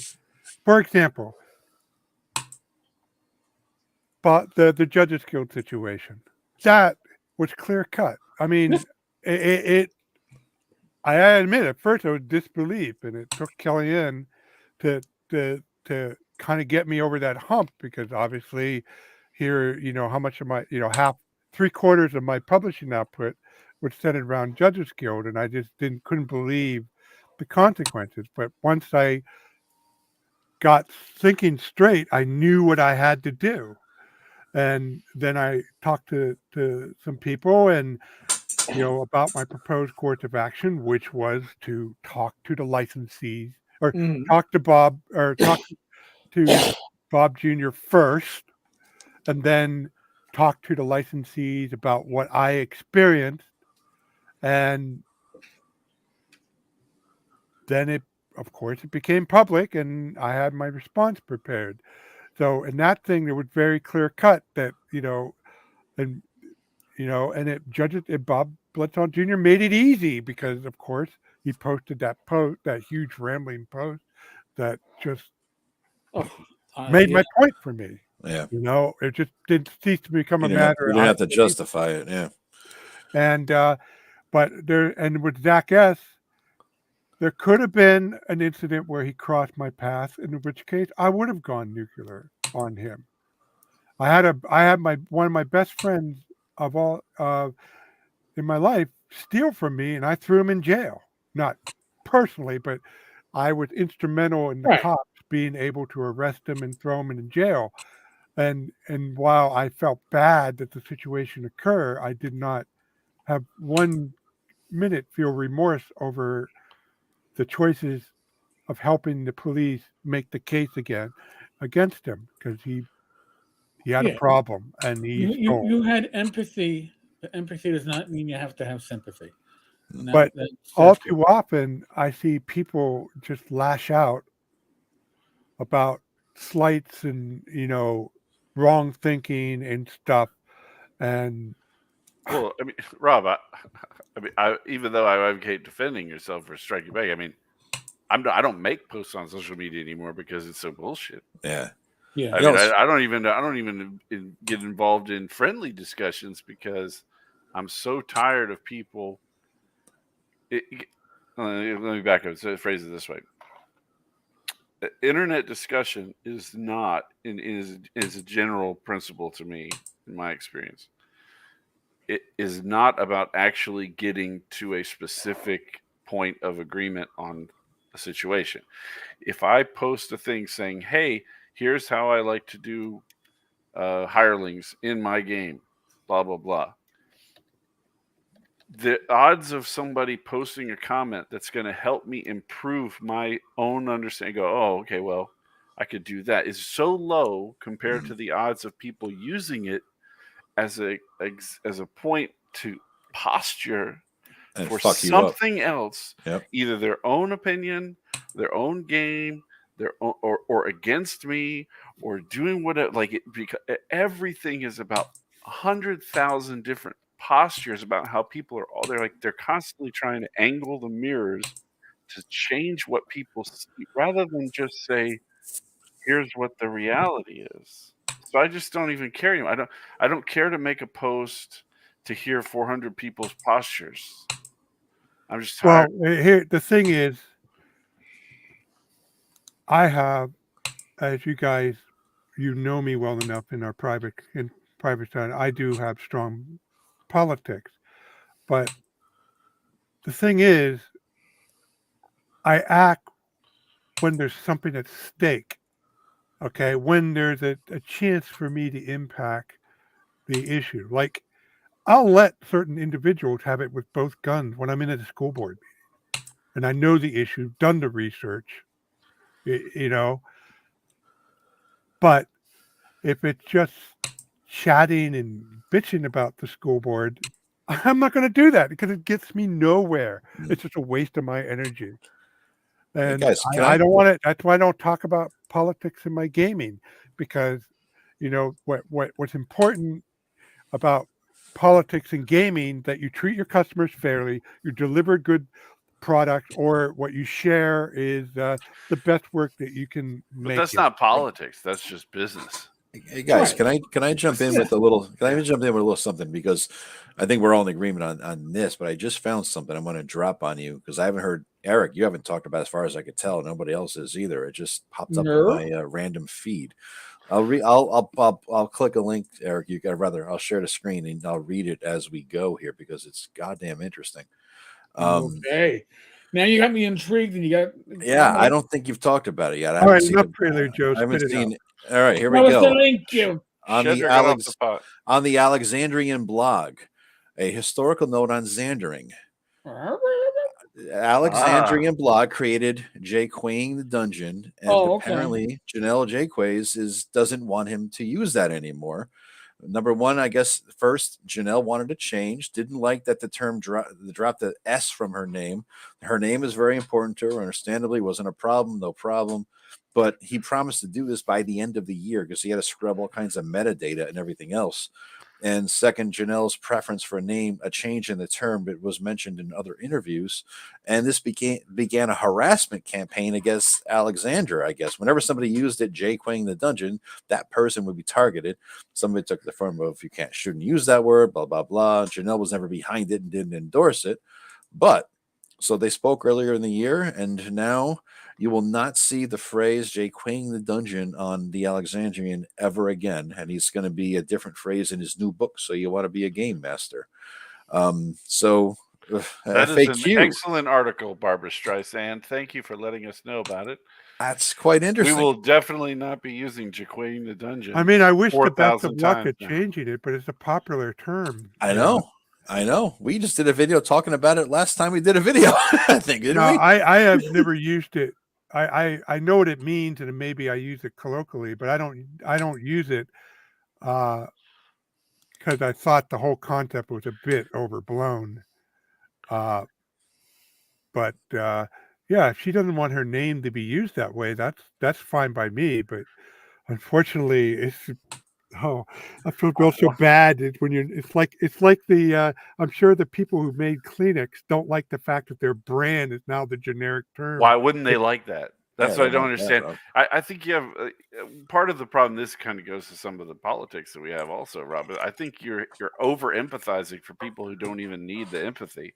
I mean, what possible harm is really coming to her personally to have a group of people think that she does doing things the right way? That's or nuts. invented the right Yeah. way. Anyone who thinks that the person who invented something that people like to do with their design is in any way a bad person because of that, that's their problem. I'm sorry. I mean, like, it's just like when people go after Tolkien or Cthulhu guy, what's his name? Lovecraft. Lovecraft, about, whatever. These people came up with some kind of great thing. If you have a problem with it, fuck you. I mean, I Well, don't care if you the have a problem is way. it's associated with a bunch of concepts, or it's associated with something. Okay. Hitler made And we are highways. demonetized, ladies and No, gentlemen. Hitler made highways, Rob. That doesn't mean highways are bad. Okay, just because somebody that you don't like did something doesn't mean anything. You're digging It's a hole, ridiculous. Greg. It's a You're digging a hole. ridiculous concept to try to associate. Guilt by association is a negative, bad thing to do. It's I'm not not like, trying to oh, explain. look, I'm I'm going to trying to go explain guilt why and a person association feels people. about that. Okay, there's no rhyme or reason. It's a feeling. Jacquet in the dungeon is associated with a set of term, and for whatever reason, she doesn't like its use in that context for what it means.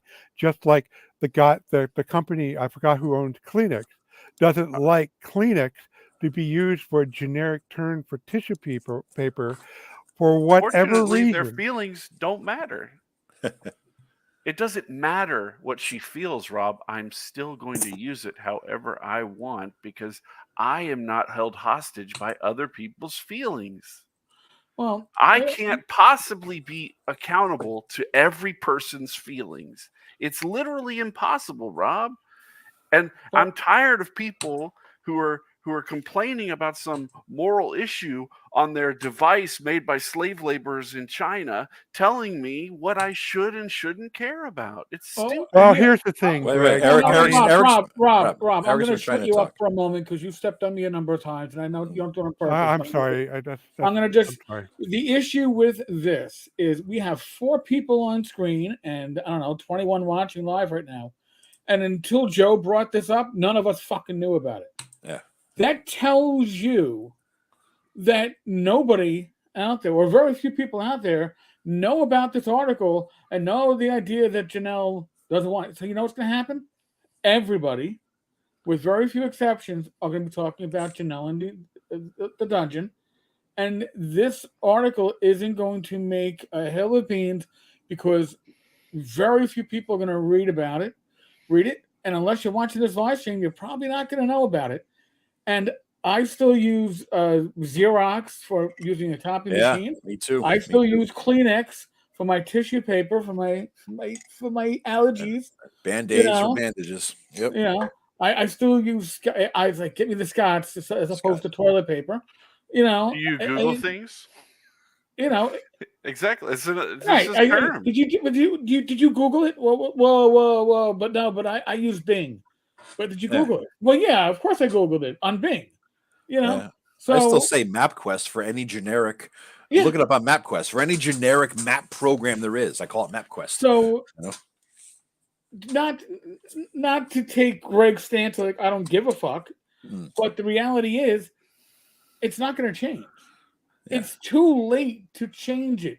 If you wanted to change this, you had to have done it when people started first talking about Decaying the Dungeon. All right, well let's 2010. Let's stop it. It is 2023. Sorry, the cat is out of the bag for the last 13 years.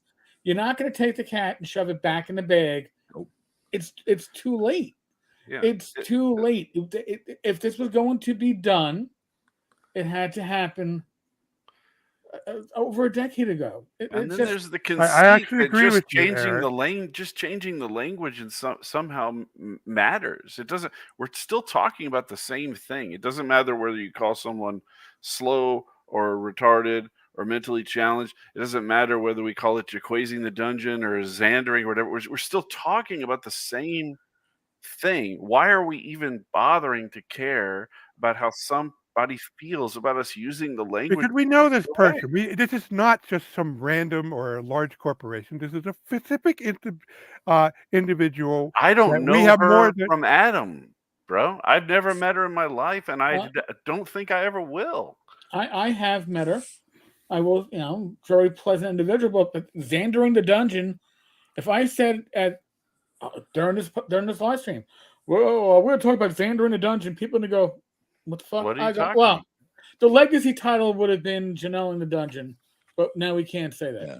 It's No, like people saying X instead of Twitter. X. I did saw this post on X. What the hell is X? It used to be Twitter. Oh, okay. Why don't you just say Twitter? All right. So I saw this post on Twitter.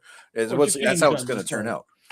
Well, so I have a passing acquaintance with her, and I will respect her wishes because it was a specific individual I know. That's the difference, Greg. okay, that's fine. Yeah, that's fine. And But you're welcome to do it. I don't expect it's going to Stick. change how, for those that actually know what the term refers to, and most people, I'll be honest with you, unless you're deep in the OSR, you probably don't. You probably never even heard of Yeah. Jaquays in the dungeon. What? But once you've heard of it, then you're gonna go, "Oh, Xander in the dungeon," because nobody's gonna hear Xander. It's not gonna. I mean, listen, I don't know why it became important now and it wasn't important 13 years ago when the term first started getting used. Maybe it's only because it's only gained any kind of traction recently, where people are starting to talk about it. The OSR goes in waves, and maybe the new wave is the dungeon and Multi-level dungeon. dungeons that are deeply interconnected. Yeah. So maybe that's the new wave, and now that it's being used more, Janelle doesn't want it to be used. And I would certainly rather her get credit for it than some other person who didn't actually come up with the design that originally got done. Yeah. I mean, I want somebody to say it was done this way originally in Caverns of Thracia, and someone goes, "What's Caverns of Thracia?" I'm going to go look that up. And then they look it up and they download the module or do something and actually read it. I mean, it's not just a let's talk about things. It's about attributing the person who actually came up with the thing and saying this is what I think is a good design principle, and I'm gonna continue to use it.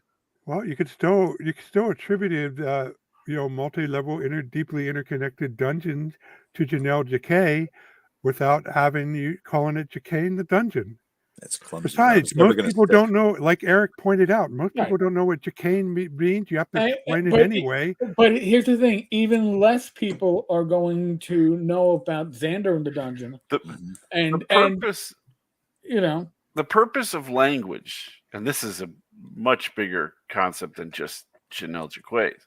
The purpose of language is that when I say something to you, you understand what the fuck I'm talking about. Now, if I see two people standing there and it's a man and a woman, and you say which one has the pizza, and I say they do, it doesn't give you any information. If I say he does, then that actually gives you clarity of information. That's why people fight about this whole pronoun thing. It's about whether the language is accurate and useful to people or not. And all we've been doing for the past 10 years is finding ways to make language less accurate, which doesn't help anyone do anything. Well, you're talking about a general problem. I found that when dealing with issues, you look at specific things by specific people, and we have a specific individual who we know about who has a specific request. What you do with it is up to you. This is not a general. It's not a general philosophy debate. This is a lady who asked a specific thing of us. Either you honor the request or you don't. That's the choice. And I'm saying you're talking about a drop of water in the ocean. Yeah. I will honor her choice because I think it's because I like her and I think it's the right thing to do. I don't discuss it much anyway, but to be honest, if this came up in a conversation with other OSR gamers and I was discussing a topic, I'd be like, Jackie in the dungeon. And if I went Xander in the dungeon, they'd all look at me like I'd grown like a third penis. Well, this is not a point in my favor, but I really wouldn't use either because I think I would have to explain it to begin with because of the right. Well, room would be so. I would just say a multi-level, deeply interconnected dungeon and proceed on to my point from there. But then you miss out on Conley the Sandbox. Yes, that's a good way to look at it, Greg. Conley, well, my choice is. If somebody wants to do that, fine. I don't really give a shit. I'm starting from now on. I'm only going to refer to it as Conleying the Sandbox. Well, and also I know that you're doing that to try to get my goat and try to score points against. Why do you think I introduced this whole topic? Kind of a less of an impact than you think. Why do you think I introduced this topic, Rob? I saw this come up on my feed. I'm like, you know what? I'm gonna let Greg go fucking hog wild here for a minute, and I'm gonna read this shit because I knew what the fuck it would do. All right. Well, you know what? We've been on for 2 hours and 15 minutes. Not Greg, though. Greg just came in to stir up shit in the last 45. I would never do that. Yes. Do you guys want to hear a couple trivia before we go? No. All right. We're all done. No. Again, 2 hours and 15 minutes into it, and you gave us fire on the way out. I did. Yes, you gave. You gave. Actually, what you did is you took a bag of shit. Right? The paper bag of shit, and then you took it and you lit it. You didn't throw it. You placed it gingerly. I did. Gingerly, make sure everybody was looking, right? And then I built up to it nicely too. Just to build up. Then you lit it and you go, all right. So who's gonna be the first to step on it? The shit was on everybody else. Who's gonna be the first? So we knew it would be Greg. Listen, there's a reason why this group works so well. We know all the buttons for everybody. I knew Rob would say something that would trigger Greg, and it would go off the fucking rails. You're welcome. It was more the other way around. Greg started his general philosophy bullshit. So I love it. All right, folks. I'm going to find one of these every time we do a show from now on, guys. I'm going to find one of these. We had great comments on the live stream, both from this channel and from Joe's channel. It was great. Really appreciate it. We covered more topics for a totally unprepared group than we had any right to actually cover. I would love to see what the AI can do when it isn't crap in the bed, because what it did before the show was actually pretty interesting. And then it said, I've got stage fright, I ain't doing it. Yeah, Rob tried to do a live AI thing, Greg, and it didn't work. It's like, oh shit. Oh, what a surprise. This went to hell. No, AI didn't work out the way you wanted. And I fired it up again, and it started working. So go figure. If the difference was there's this little icon that indicates it's actually searching the documents that you uploaded, and when I was showing it you guys, it wasn't searching the document. And then when I did it again, same question, it started searching the document. So you were almost out, Eric. You were almost out of here. What if I feed the how to make a fantasy sandbox into the AI? And then just have it do all topics. A whirlwind. Yes, a whirlwind. AI is inevitable. And by the way, we didn't get demonetized. No way. Well, give it a minute. I mean, Greg dropped the N-word, the other N-word. So we'll see what happens. I didn't say. No, you said the founder of the N. That's right. Yes. No, I said hitter. Yes, hitter. You misunderstood me. Oh, did you? Okay. All right. Is it? Yeah, Yahtzee. All right. Yes. Yeah. Folks, huge thanks to the rest of the panel, including Johnny Fever, not quite Tenkar. Happy birthday to Rob Conley. Happy birthday, Rob. Yep. It won't be by the way, nice fucking birthday present, Joe. What? this little landmine at the end of the show? You know what it's going to be? You have to call it robbing the sandbox. Robbing the sandbox. This will be remembered, Joe. And robbing the sandbox. Yes. That's what you Robbing do. the sandbox. How do you rob a fantasy sandbox? Not comedy. like That's it. just too I like awkward. it. Robbing. Robbing a And sandbox. it brings up all these different images. You got you gotta have like the Hamburglar as the Yeah. emblem on there. Hey, Rob my should my be DM associated robbed with me. thievery, you know. Yeah. It's My proper. DM robbed me. What do you mean he robbed you? Yo, he ran a sandbox. It was awesome, but I got robbed. Oh, that's good. See, man, there's so much we can do with that one. It adds such clarity. And the Hamburglar from McDonald's needs to be like the logo guy. Remember him? Oh my god! All right, folks, thank you so much. Unlike Joe, the rest of us haven't had 3 bathroom trips, and you just didn't know about it. So Yeah. we're probably full plus. All right, we're getting old. Holy shit! Yeah. I'm Not not. as old as You guys. not as old as Matt Jackson, though. Gotta say, True. That's Never as true. old as Matt Jackson. He's just an old soul, though. He keeps climbing that ladder. If you know. He's not an old soul. He's an old fart. Well, there you go. All right, folks. God bless. Good night.